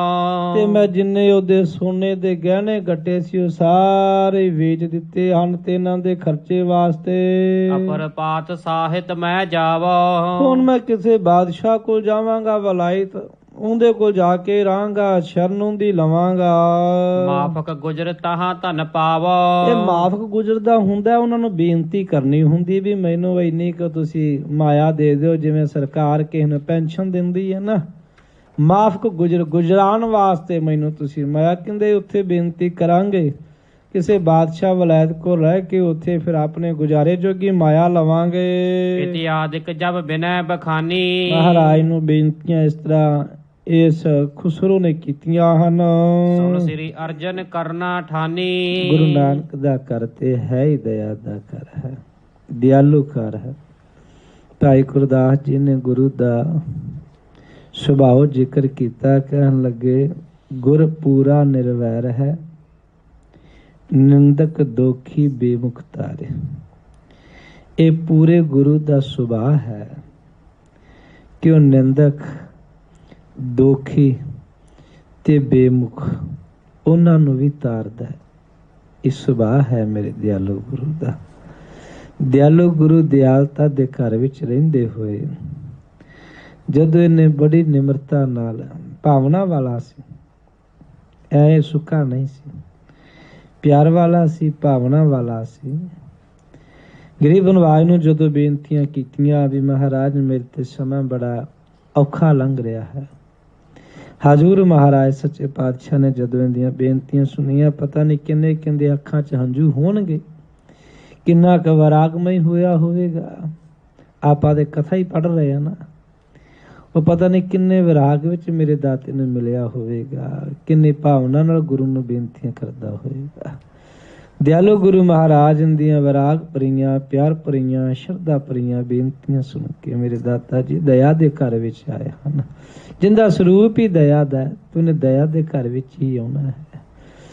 ਦਿਆਲੂ ਗੁਰੂ ਗਰੀਬ ਨਿਵਾਜ ਨੇ ਮਿਹਰ ਕੀਤੀ, ਮਿਹਰ ਦੇ ਘਰ ਵਿੱਚ ਆਏ ਹਨ ਜੀ। ਨਿਜ ਢਿੱਗ ਦਿਨ ਕੇਤਕ ਸੋ ਰਾਖਿਓ। ਮਹਾਰਾਜ ਸਾਹਿਬ ਕਹਿਣ ਲੱਗੇ ਕੋਈ ਨਹੀਂ, ਤੂੰ ਸਾਡੇ ਕੋਲ ਰਹੋ, ਗੁਰੂ ਨਾਨਕ ਦਾ ਲੰਗਰ ਚੱਲਦਾ ਤੇ ਇੱਥੇ ਛਕਾਓ, ਕੋਈ ਗੱਲ ਨਹੀਂ, ਜੇ ਖਰਚਾ ਨਹੀਂ ਹੈ। ਇਸ ਤਰ੍ਹਾਂ ਮੇਰੇ ਸਾਹਿਬ ਜੀ ਨੇ ਕਹਿੰਦੇ ਨੇ ਗੁਰੂ ਨਾਨਕ ਦੇਵ ਸਾਹਿਬ ਸੱਚੇ ਪਾਤਸ਼ਾਹ ਦੇ ਘਰ ਲੰਗਰ ਛਕਣ ਵਾਸਤੇ ਕਿਹਾ ਵੀ ਰਹਿਣਾ ਕਰੋ। ਦੇਤ ਅਸਨਹਿਤ ਧਨ ਜੋ ਕਾਂਖੋ। ਮਹਾਰਾਜ ਸਾਹਿਬ ਕਹਿਣ ਲੱਗੇ ਤੈਨੂੰ ਗੁਰੂ ਨਾਨਕ ਦੇ ਘਰੋਂ ਜਿੰਨੇ ਲੋੜ ਹੈ ਮਾਇਆ ਧਨ ਜਾਂ ਘੋੜਿਆਂ ਵਾਸਤੇ, ਨਾਲ ਦੇ ਸਿਪਾਹੀਆਂ ਲਈ, ਉਹ ਸਭ ਕੁਝ ਮਿਲੇਗਾ। ਛਬਹਿ ਚਲਨ ਕਹੋ ਤਿਨ ਮਨ ਕੀਨਾ। ਇਸ ਤਰ੍ਹਾਂ ਫਿਰ ਮਹਾਰਾਜ ਦੇ ਕੋਲ ਰਿਹਾ। ਜਦੋਂ ਫਿਰ ਉਹਨੇ ਅੱਗੇ ਜਾਣ ਲਈ ਸਤਿਗੁਰੂ ਤੋਂ ਆਗਿਆ ਮੰਗੀ। ਪੰਜ ਹੰਸਰ ਗੁਰੂ ਧਨ ਦੀਨਾ। ਕਵੀ ਜੀ ਕਹਿੰਦੇ ਨੇ ਮੇਰੇ ਮਾਲਕ ਸਤਿਗੁਰੂ ਗਰੀਬ ਨਿਵਾਜ ਧੰਨ ਗੁਰੂ ਅਰਜਨ ਸਾਹਿਬ ਜੀ ਨੇ 5000 ਰੁਪਇਆ ਦਿੱਤਾ। ਇਹ ਗੁਰੂ ਦਿਆਲੂ ਦਾ ਸੁਭਾਅ ਹੈ, ਕੋਈ ਕਿਸੇ ਨਾਲ ਈਰਖਾ ਵੈਰ ਵਿਰੋਧ ਨਹੀਂ ਹੈ। ਅੱਜ ਵੀ ਗੁਰੂ ਨਾਨਕ ਦੇ ਘਰੋਂ, ਅੱਜ ਵੀ ਤੁਸੀਂ ਪੜ੍ਹਦੇ ਸੁਣਦੇ ਰਹਿੰਦੇ ਹੋ ਅਖਬਾਰਾਂ ਵਿੱਚ, ਅੱਜ ਵੀ ਗੁਰੂ ਨਾਨਕ ਦਾ ਘਰ ਕਿਤੇ ਦੁੱਖ ਤਕਲੀਫ ਕੋਈ ਆਫਤ ਆਵੇ ਤੇ ਉੱਥੇ ਅੱਜ ਵੀ ਜਾਂਦਾ ਹੈ। ਇਹ ਨਹੀਂ ਵੀ ਇਹ ਸਾਡੇ ਦੁਸ਼ਮਣ ਨੇ, ਨਾ, ਕਦੀ ਮਹਿਸੂਸ ਕੀਤਾ ਨਹੀਂ। ਇਹ ਗੁਰੂ ਨਾਨਕ ਦੇ ਘਰ ਦਾ ਸੁਭਾਅ ਹੀ ਹੈ, ਸੁਭਾਅ ਹੀ ਇਹੋ ਜਿਹਾ ਹੈ। ਬਹੁਤ ਸਾਡੇ ਨਾਲ ਬਹੁਤ ਕੁਝ ਕਰਦੇ ਨੇ ਹਿੰਦੁਸਤਾਨ ਦੇ ਵਾਸੀ, ਪਰ ਅਸੀਂ ਨਹੀਂ। ਗੁਰੂ ਨਾਨਕ ਦਾ ਲੰਗਰ 24 ਘੰਟੇ ਚੱਲਦਾ। ਮੈਂ ਉੱਥੇ ਸਾਂ ਦਰਬਾਰ ਸਾਹਿਬ, ਤੇ ਬਾਦਸ਼ਾਹ ਔਰੰਗਜ਼ੇਬ ਦਾ ਪਰਿਵਾਰ ਦੇ ਵਿੱਚੋਂ ਬੀਬੀਆਂ ਆਈਆਂ ਸੀ ਉੱਥੇ ਸਮਾਂ ਮੈਂ, ਤੇ ਉਹਨਾਂ ਨੇ ਮਾਫੀ ਮੰਗੀ ਸੀ ਵੀ ਸਾਡੇ ਬਾਦਸ਼ਾਹ ਵੱਡਿਆਂ ਵਡੇਰਿਆਂ ਨੇ, ਬਾਦਸ਼ਾਹ ਔਰੰਗਜ਼ੇਬ ਨੇ ਗੁਰੂ ਨਾਨਕ ਦੇ ਘਰ ਨਾਲ ਮੱਥਾ ਲਾਇਆ ਤੇ ਆਹ ਕੁਝ ਕੀਤਾ। ਤੇ ਉਹ ਬੇਟੀਆਂ ਨਹੀਂ ਸੀ, ਗਾਂ ਵੰਸ਼ ਚ ਬੇਟੀਆਂ ਸੀਗੀਆਂ, ਤੇ ਉਹ ਚਾਹ ਪੱਤੀ ਤੋੜ ਕੇ ਅਸਾਮ ਵਿੱਚ ਰਹਿੰਦੀਆਂ ਸੀ, ਗੁਜ਼ਾਰਾ ਕਰਦੀਆਂ ਸੀ, ਚਾਹ ਪੱਤੀ ਤੋੜ ਕੇ ਦਿਹਾੜੀ ਕਰਦੀਆਂ ਸੀ। ਤੇ ਉੱਥੋਂ ਫਿਰ ਆਪਣੇ ਪੰਥ ਨੇ ਮਾਇਆ ਇਕੱਠੀ ਕਰਕੇ ਉਹਨਾਂ ਦੀ ਝੋਲੀ 'ਚ ਪਾਈ ਸੀ ਦਰਬਾਰ ਸਾਹਿਬ। ਨਾਲੇ ਮਾਫੀ ਮੰਗੀ ਸੀ, ਸਾਡੇ ਵੱਡਿਆਂ ਨੇ ਗੁਨਾਹ ਕੀਤਾ ਤੇ ਸਾਨੂੰ ਆ ਸਜ਼ਾ ਮਿਲ ਰਹੀ ਹੈ, ਅੱਗੇ ਪੀੜ੍ਹੀ ਵੀ ਰੁਕ ਗਈ ਤੇ ਗਰੀਬੀ ਵੀ ਇੰਨੀ ਹੈ ਵੀ ਅਸੀਂ ਚਾਹ ਪੱਤੀਆਂ ਤੋੜ ਕੇ ਗੁਜ਼ਾਰਾ ਕਰਦੇ। ਗੁਰੂ ਨਾਨਕ ਦਾ ਘਰ ਦਿਆਲੂ ਹੈ ਨਾ, ਫਿਰ ਉਹਨਾਂ ਦੀ ਅਰਦਾਸ ਵੀ ਕੀਤੀ, ਉਹਨਾਂ ਨੂੰ ਮਾਫੀ ਵੀ ਦਿੱਤੀ, ਉਹਨਾਂ ਨੂੰ ਮਾਇਆ ਵੀ ਦਿੱਤੀ ਇਕੱਤਰ ਕਰਕੇ। ਇਹ ਗੁਰੂ ਨਾਨਕ ਦੇ ਘਰ ਦਾ ਹੈ, ਕੋਈ ਵੈਰ ਭਾਵਨਾ ਨਹੀਂ ਹੈ ਵੀ ਖੁਸਰੋ ਜਹਾਂਗੀਰ ਕੋ ਆਇਆ, ਤੇ ਇਹ ਨਹੀਂ। ਹਜ਼ੂਰ ਮਹਾਰਾਜ ਜੀ ਨੇ ਪਿਆਰ ਨਾਲ ਉਹਦੇ ਵਿਰਾਗ ਵਿੱਚ ਉਹਦੀ ਸ਼ਰਧਾ ਕਰਕੇ 5000 ਰੁਪਇਆ ਦਿੱਤਾ ਗਿਆ ਹੈ। ਲੈ ਕਰ ਨਮੋ ਠਾਨ ਸਹਿਜਾਦਾ। ਕਹਿਣ ਲੱਗੇ ਉਹ ਮਾਇਆ ਲੈ ਕਰਕੇ ਬੜੀ ਨਿਮਰਤਾ ਨਾਲ ਗੁਰੂ ਮਹਾਰਾਜ ਨੂੰ ਬੇਨਤੀਆਂ ਕਰਕੇ ਮੱਥਾ ਟੇਕ ਕੇ ਖੁਸ਼ ਹੋਇਆ ਹੈ। ਗਮਨਿਓ ਪੱਛਮ ਦਿਸ ਅਹਲਾਦਾ। ਕਹਿਣ ਲੱਗੇ ਸਹਿਜਾਦੇ ਨੇ ਬੇਨਤੀ ਕੀਤੀ ਖੁਸ਼ੀ ਦੇ ਨਾਲ, ਕਿਉਂਕਿ ਮਹਾਰਾਜ ਜੀ ਨੇ 5-7 ਦਿਨ ਕਿਹਾ ਵੀ ਆਓ ਗੁਰੂ ਨਾਨਕ ਦੇ ਘਰ ਲੰਗਰ ਛਕੋ। ਅੱਜ ਵੀ ਜਦੋਂ ਕੋਈ ਬਿਪਤਾ ਪੈਂਦੀ ਪੰਜਾਬ ਚ ਵੇਖਦੇ, ਕਸ਼ਮੀਰ ਦੇ ਬੱਚਿਆਂ ਨੂੰ ਬਿਪਤਾ ਪਈ, ਉਹਨਾਂ ਨੂੰ ਕੁੱਟਣ ਮਾਰਨ ਲੱਗੇ ਪੰਜਾਬ ਚ, ਤੁਸੀਂ ਸ਼ਾਇਦ ਪੜ੍ਹਿਆ ਸੁਣਿਆ ਹੋਣਾ। ਉਹਨੂੰ ਫਿਰ ਮੁਹਾਲੀ ਵਿੱਚ ਗੁਰਦੁਆਰੇ ਰੱਖਿਆ ਗਿਆ, ਬੱਚਿਆਂ ਨੂੰ, ਕਸ਼ਮੀਰੀ ਬੱਚਿਆਂ ਨੂੰ ਖਾਸ ਸਾਈਡ ਵਾਲਿਆਂ ਨੇ ਸਾਂਭਿਆ, ਸਿੱਖਾਂ ਨੇ ਸਾਂਭਿਆ ਹੀ ਨਹੀਂ ਉਹਨਾਂ ਨੂੰ ਮਾਇਆ ਵੀ ਦਿੱਤੀ, ਘਰੇ ਛੱਡ ਕੇ ਵੀ ਆਏ ਘਰ ਘਰ ਬੱਚਿਆਂ ਨੂੰ। ਤੇ ਬਹੁਤ ਬੱਚੇ ਖੁਸ਼ ਸਨ ਵੀ ਅਸੀਂ ਸਿੱਖਾਂ ਦਾ ਜਿਹੜਾ ਨਾ ਦੇਣ ਨਹੀਂ ਦੇ ਸਕਦੇ, ਵੀ ਔਖੀ ਵੇਲੇ ਸਾਨੂੰ ਸਾਂਭਿਆ ਵੀ, 4-5 ਦਿਨ ਪ੍ਰਸ਼ਾਦਾ ਵੀ ਛਕਾਇਆ, ਮਾਇਆ ਵੀ ਦਿੱਤੀ, ਘਰੇ ਵੀ ਛੱਡ ਕੇ ਆਏ। ਇਹ ਗੁਰੂ ਨਾਨਕ ਸਾਹਿਬ ਦੇ ਘਰ ਦਾ ਬਿਰਦ ਹੈ, ਸਾਨੂੰ ਇਹੀ ਸਿਖਾਇਆ ਗਿਆ। ਮਾਲਕ ਜੀ ਨੂੰ ਮੱਥਾ ਟੇਕਿਆ ਹੈ, ਬੜਾ ਖੁਸ਼ ਹੋਇਆ ਬਾਦਸ਼ਾਹ ਖੁਸਰੋ ਸਤਿਗੁਰੂ। ਅੱਜ ਵੀ ਜਦੋਂ ਤੁਸੀਂ ਜਾਂਦੇ ਹੋ, ਸਾਨੂੰ ਤੇ ਅੰਗਰੇਜ਼ੀ ਘੱਟ ਆਉਂਦੀ ਹੈ ਨਾ, ਉਹ ਕਈ ਵਾਰੀ ਉੱਥੇ ਸਮਾਂ 3 ਕੁ ਦਿਨ ਪਹਿਲਾਂ, ਤੇ ਉਹ ਜਦੋਂ ਬਾਹਰ ਦੇ ਆਉਂਦੇ ਨੇ, ਕੋਈ ਗੁਜਰਾਤ ਦਾ, ਆਸਾਮ ਦਾ, ਇੱਧਰ ਦਾ, ਕਦੀ ਪੁੱਛ ਕੇ ਵੇਖਿਓ ਵੀ ਤੁਸੀਂ ਇੱਥੇ ਯਾਤਰਾ ਕਰਨ ਆਏ ਹੋ, ਕਿਵੇਂ ਲੱਗਦਾ। ਮੈਂ ਇੱਕ ਨੂੰ ਪੁੱਛਿਆ, ਉੜੀਸਾ ਦਾ ਸੀ, ਕਹਿੰਦਾ ਮੈਂ 3ਜੀ ਵਾਰ ਆਇਆ, ਹਰ ਸਾਲ ਮੈਂ ਸੰਗਤ ਲੈ ਕੇ ਆਉਣਾ, ਸੰਗਤ ਲੈ ਕੇ ਉੱਥੋਂ ਵੀ ਬਹੁਤ ਆਨੰਦ ਆਉਂਦਾ। ਵੇਖੋ ਅਸੀਂ ਆਪਣੇ ਘਰ ਬਾਰੇ ਨਹੀਂ ਪੁੱਛਦੇ, ਅਸੀਂ ਗੁਰੂ ਰਾਮਦਾਸ ਦੇ ਘਰ ਬਾਰੇ ਪੁੱਛਦੇ ਹਾਂ, ਕਿਉਂਕਿ ਸਾਡਾ ਸਭ ਤੋਂ ਵੱਡਾ ਘਰ ਹੈ ਉਹ। ਮੈਂ ਵੀ, ਮੇਰਾ ਸੁਭਾਅ ਹੀ ਇਹੋ ਜਿਹਾ ਹੁੰਦਾ, ਮੈਂ ਜਦੋਂ ਵੇਖ ਲਾਂ ਨਾ ਵਿਆਹ ਹਿੰਦੂ ਇਕੱਠੇ ਹੋਏ ਨੇ, ਫਿਰ ਮੇਰਾ ਜੀਅ ਕਰਦਾ ਇਹਨਾਂ ਨੂੰ ਪੁੱਛਾਂ। ਉਹ ਜੇ ਦੱਸਦੇ ਨਾ ਵੀ ਬਹੁਤ ਆਨੰਦ ਹੈ, ਦਿਲ ਖਿੜ ਜਾਂਦਾ ਹੈ ਵੀ ਮੇਰੇ ਦਾਤੇ ਦੇ ਘਰੇ, ਮੇਰੇ ਪਿਤਾ ਦੇ ਘਰੇ ਆ ਕੇ ਇਹਨਾਂ ਨੂੰ ਕਿੰਨੀ ਖੁਸ਼ੀ ਹੋਈ ਹੈ। ਕਹਿੰਦੇ ਫਿਰ ਅਸੀਂ ਹਰ ਸਾਲ ਆਉਂਦੇ ਹਾਂ, ਫਿਰ ਕਿਸੇ ਨੂੰ ਨਾਲ ਲੈ ਕੇ ਵੀ ਆਉਂਦੇ ਹਾਂ ਵੀ ਆਓ ਤੁਹਾਨੂੰ ਦਰਸ਼ਨ ਕਰਾਈਏ ਗੁਰੂ ਦਾਤੇ ਦੇ ਦਰ ਤੇ। ਖੁਸ਼ੀ ਮਿਲਦੀ ਹੈ ਨਾ। ਇਹ ਗੁਰੂ ਨਾਨਕ ਦੇ ਘਰ ਦਾ ਇਹੋ ਜਿਹੀ ਅਸਥਾਨ ਹੀ ਐਸਾ ਹੈ, ਕੋਈ ਵੀ ਆਵੇ ਉਹਨੂੰ ਖੁਸ਼ੀ ਮਿਲਦੀ। ਬੜਾ ਪ੍ਰਸੰਨ ਹੋਇਆ ਸੱਚੇ ਪਾਤਸ਼ਾਹ ਮਹਾਰਾਜ ਨੂੰ ਮਿਲ ਕੇ ਗਿਆ ਹੈ ਜੀ। ਜਿਸ ਦਿਨ ਲੈ ਤਿਨ ਕੀਨ ਪਿਆਨ, ਲੱਗੇ ਉਹਨੇ ਜਦੋਂ ਇਹ ਸਾਰਾ ਕੁਝ ਹੋ ਰਿਹਾ ਸੀ, ਮਾਇਆ ਮਿਲ ਰਹੀ ਸੀ ਉਸ ਦਿਨ। ਨਰ ਚੰਦੂ ਕੋ ਇੱਕ ਤਿਸ ਥਾਨ, ਕਵੀ ਜੀ ਕਹਿੰਦੇ ਨੇ ਜਦੋਂ ਮੇਰੇ ਸਤਿਗੁਰੂ ਸੱਚੇ ਪਾਤਸ਼ਾਹ ਨੇ ਇਹਨੂੰ ਮਾਇਆ ਦਿੱਤੀ ਨਾ, ਉਦੋਂ ਇੱਕ ਚੰਦੂ ਜਿਹੜਾ ਸਤਿਗੁਰੂ ਮਹਾਰਾਜ ਪਾਤਸ਼ਾਹ ਨਾਲ ਈਰਖਾ ਕਰਦਾ, ਤੁਸੀਂ ਸਰਵਣ ਕਰ ਆਏ ਹੋ। ਮਹਾਰਾਜ ਨੇ ਉਹਦੀ ਬੇਟੀ ਦੀ ਸ਼ਾਦੀ ਜਿਹੜੀ ਸੀ ਉਹ ਸਿੱਖਾਂ ਦੀ ਚਿੱਠੀ ਤੇ ਰੋਕ ਦਿੱਤੀ। ਇੰਨਾ ਹੀ ਹੋਇਆ ਨਾ ਵੀ ਸਿੱਖਾਂ ਨੇ ਚਿੱਠੀਓ ਲਿਖ ਕੇ ਭੇਜੀ ਨਾ ਮਹਾਰਾਜ ਵੀ ਇਹਦਾ ਰਿਸ਼ਤਾ ਨਹੀਂ ਲੈਣਾ। ਮੈਂ ਜਦੋਂ ਕਥਾ ਕਰਨਾ ਹੁੰਦਾ ਨਾ ਪੰਜਾਬ 'ਚ ਵਿਆਹਾਂ ਤੇ, ਮੈਂ ਕਿੰਨਾ ਹੁੰਦਾ ਧੰਨ ਗੁਰੂ ਅਰਜਨ ਸਾਹਿਬ ਪਿਤਾ ਜੀ, ਤੁਸੀਂ ਕਿੱਡੇ ਮਹਾਨ ਹੋ। ਸਿੱਖ ਚਿੱਠੀ ਲਿਖਦੇ ਨੇ, ਗੁਰੂ ਸਾਹਮਣੇ ਬੈਠੀ ਹੈ ਸੰਗਤ, ਸਗਾਈ ਵਾਲੇ ਸਾਹਮਣੇ ਪੁੱਤ ਪੀੜੀ ਤੇ ਬੈਠੇ ਨੇ ਗੁਰੂ ਹਰਗੋਬਿੰਦ ਸਾਹਿਬ ਪਾਤਸ਼ਾਹ। ਇਸ ਤਰ੍ਹਾਂ ਹੀ ਸੁਣਿਆ ਨਾ, ਸਾਰੀ ਤਿਆਰੀ ਹੈ, ਸਾਰੀ ਬਿਲਕੁਲ ਸਾਰੇ ਰਿਸ਼ਤੇਦਾਰ, ਗੁਰੂ ਨਾਨਕ ਸਾਹਿਬ ਦਾ ਪਰਿਵਾਰ, ਗੁਰੂ ਅੰਗਦ ਸਾਹਿਬ ਜੀ ਦਾ ਨਾਨਕਾ ਪਰਿਵਾਰ, ਗੁਰੂ ਅਮਰਦਾਸ, ਸਾਰੇ ਹੀ ਆਏ ਨੇ। ਇੱਕ ਚਿੱਠੀ ਨਾਲ ਸਾਰਾ ਹੀ ਕੁਝ ਰੋਕ ਦਿੱਤਾ ਜਾਂਦਾ ਹੈ ਵੀ ਨਹੀਂ ਤੇ ਨਹੀਂ। ਜਦੋਂ ਸਾਡੇ ਘਰਾਂ 'ਚ ਵਿਆਹ ਹੁੰਦਾ, ਗੁਰੂ ਦੀਆਂ ਲੱਖਾਂ ਮਰਿਆਦਾ ਅਸੀਂ ਰੋਕ ਦਿੰਦੇ ਹਾਂ। ਗੁਰੂ ਕਿਹੜਾ ਕੰਮ ਦਾ ਹੈ? ਸਾਡੀ ਅਵਧੀ ਮਰਿਆਦਾ ਸਾਡੇ ਘਰਾਂ 'ਚ ਅਵਧਾ ਹੀ ਸਾਰਾ। ਅਸੀਂ ਗੁਰੂ ਨੂੰ ਸਮਝਦੇ ਕੁਝ ਨਹੀਂ, ਕੁਝ ਵੀ ਨਹੀਂ। ਗੁਰੂ ਵੀ ਕੋਲ ਹੀ ਹੁੰਦੇ ਨੇ, ਸਿੱਖ ਦੇ ਕੋਲ ਨਹੀਂ ਸੀ ਚਿੱਠੀ। ਅਸੀਂ ਗੁਰੂ ਨੂੰ ਸਮਝਦੇ ਕੁਝ ਨਹੀਂ। ਗੁਰੂ ਦੀ ਉਹ ਮਰਿਆਦਾ ਦੀਆਂ ਧੱਜੀਆਂ ਉਡਾਉਣੇ ਆ, ਗੁਰੂ ਨੂੰ ਵਿਖਾਉਣੇ ਆ ਵੀ ਤੂੰ ਹੁੰਦਾ ਕੌਣ ਹੈ। ਚਲੋ ਇੱਥੇ ਤੇ ਨਹੀਂ ਲੋੜ ਆਪਾਂ ਨੂੰ, ਮੈਂ ਉਹ ਦੱਸ ਰਿਹਾ, ਇਹ ਉੱਥੋਂ ਦੀਆਂ ਲੋੜਾਂ ਨੇ। ਦੱਸਿਓ ਕਦੇ ਵੀ ਅਸੀਂ ਗੁਰੂ ਨੂੰ ਟੀਚਰਾਂ ਕਰਨੇ ਆ।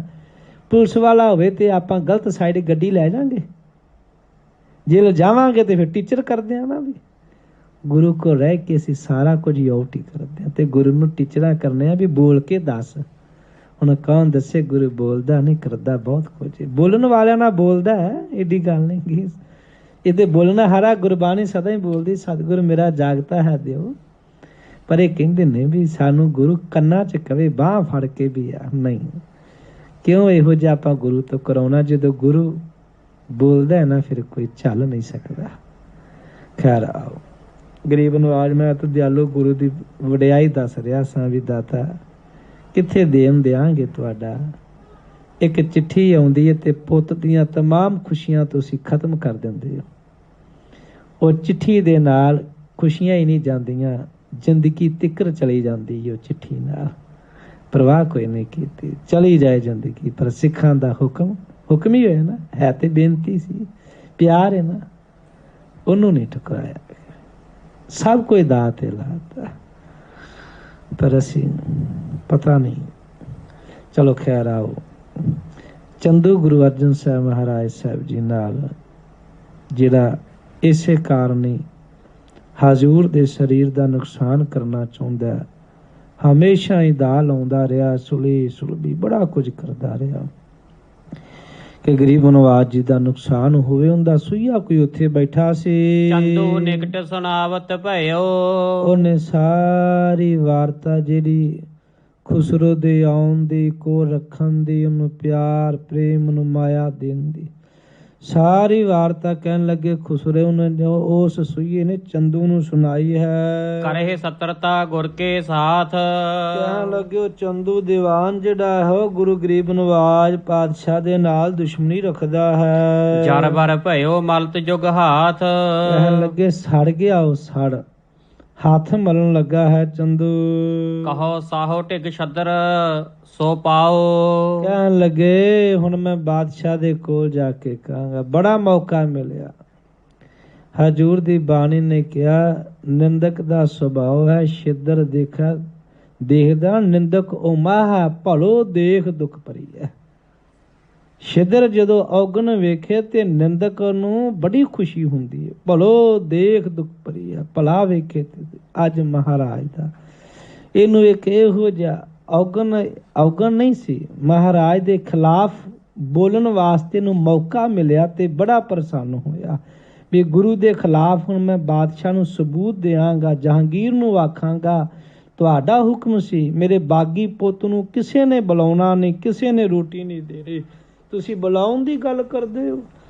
ਤੇ ਇਹਨਾਂ ਨੂੰ ਰੱਖਿਆ ਗਿਆ 15-20 ਦਿਨ, ਮਾਇਆ ਦਿੱਤੀ ਗਈ, ਇੱਥੇ ਇੱਕ ਝੂਠ ਮਾਰਿਆ ਗਿਆ, ਤਿਲਕ ਦਿੱਤਾ ਗਿਆ ਰਾਜ ਭਾਗ ਦਾ। ਇਹਨੇ ਬਹੁਤ ਕੁਝ ਬਣਾ ਕੇ ਪੇਸ਼ ਕਰਨਾ ਹੈ, ਜਿਹਨੂੰ ਮੌਕਾ ਮਿਲਦਾ ਹੈ ਬੜਾ ਖੁਸ਼ ਹੁੰਦਾ ਹੈ, ਮੈਂ ਗੁਰੂ ਦੇ ਖਿਲਾਫ ਯਾਰ ਬਾਦਸ਼ਾਹ ਦੇ ਸਾਹਮਣੇ ਉਗਲਾਂਗਾ। ਰਿਸੇ ਹਿਰਦੇ ਹੋਏ ਮੁਰਮਨ ਭਾਓ। ਕਹਿਣ ਲੱਗੇ ਜਦੋਂ ਬਾਦਸ਼ਾਹ ਫਿਰ ਗੁੱਸੇ ਹੋਵੇਗਾ, ਕਿਉਂਕਿ ਬਾਦਸ਼ਾਹ ਦਾ ਉਦੋਂ ਦਾ ਇਹ ਹੁਕਮ ਹੀ ਸੀ ਨਾ, ਉਹਦਾ ਕਿਹੜਾ ਕਿਸੇ ਨੇ ਪੁੱਛਣਾ ਸੀ ਵੀ ਜਿਹਨੇ ਮੇਰੇ ਪੁੱਤ ਨੂੰ ਰੋਟੀ ਖਵਾਈ, ਕੋਲ ਰੱਖਿਆ ਜਾਂ ਕੋਈ ਸਹਾਇਤਾ ਕੀਤੀ। ਜਿਵੇਂ ਪੰਜਾਬ ਪੁਲਿਸ ਨੇ ਜਦੋਂ ਕਿਸੇ ਇਸ ਦੌਰ ਵਿੱਚ ਕਿਸੇ ਸਿੱਖ ਨੂੰ ਨੂੰ ਪ੍ਰਸ਼ਾਦਾ ਛਕਾ ਦਿੱਤਾ, ਪਰਿਵਾਰਾਂ ਦੇ ਪਰਿਵਾਰ ਮਾਰ ਦਿੱਤੇ, ਇਹੋ ਜਿਹਾ ਦੌਰ ਸੀ ਵੀ ਜਿੰਨੇ ਰੋਟੀ ਪਾਣੀ ਖਵਾਇਆ ਹੋ ਗਿਆ।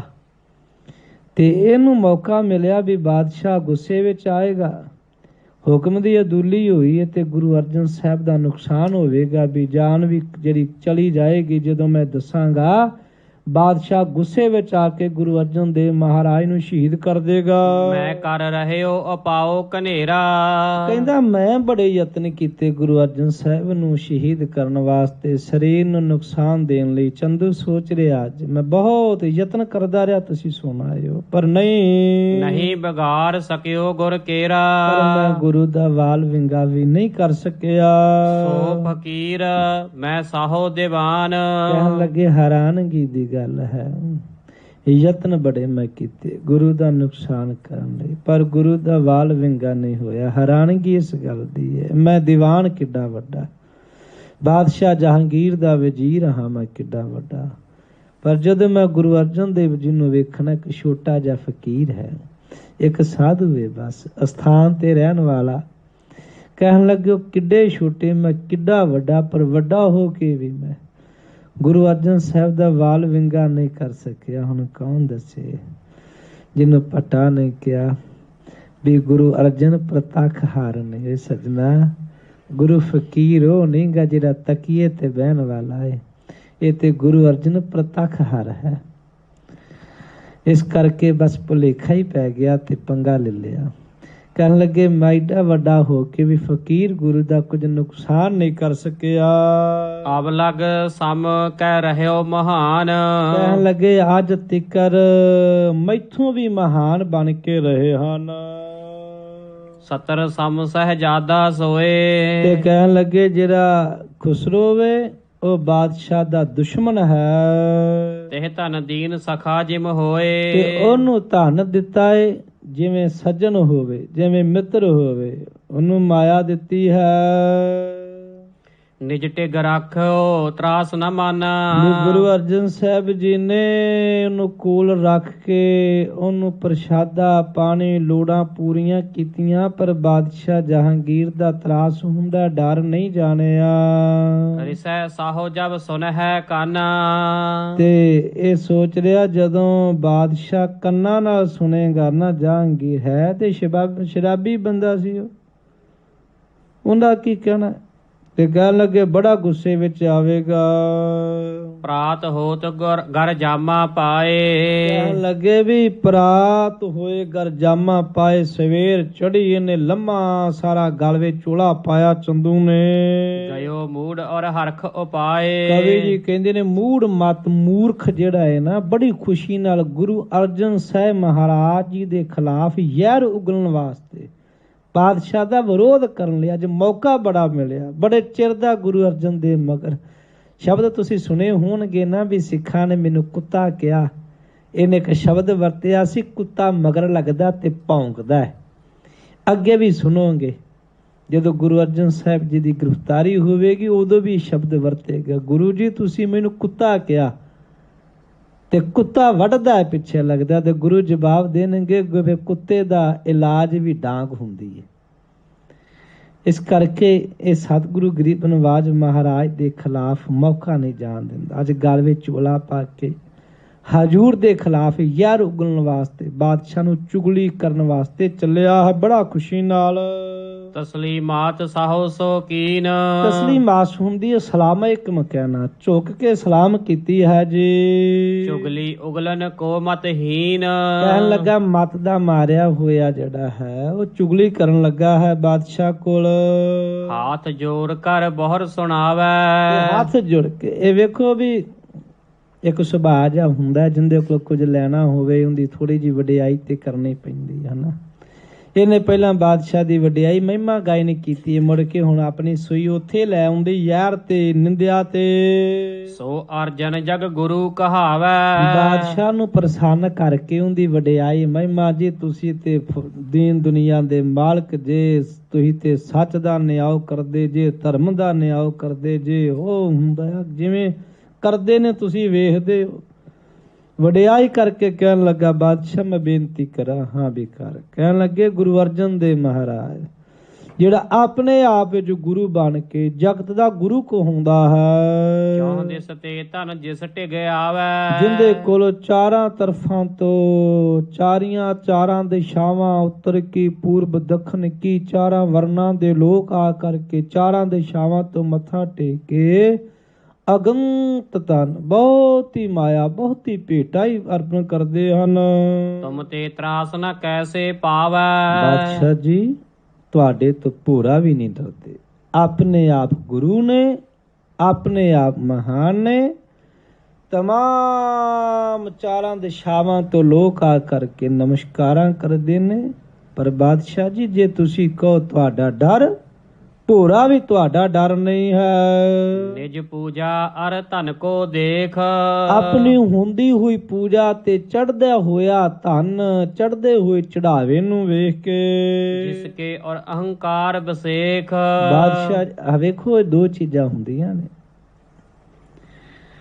ਕੋਈ ਵੀ ਚੀਜ਼ ਕਲਾ ਤੋਂ ਬਿਨਾਂ ਪੇਸ਼ਕਸ਼ ਨਹੀਂ ਕੀਤੀ ਜਾ ਸਕਦੀ। ਇਹ ਕਥਾ ਮੈਂ ਪੇਸ਼ ਕਰ ਰਿਹਾ ਇੱਕ ਕਲਾ ਹੈ, ਇਹਨੂੰ ਕੋਈ ਵੱਧ ਨਾ ਸਮਝਿਓ।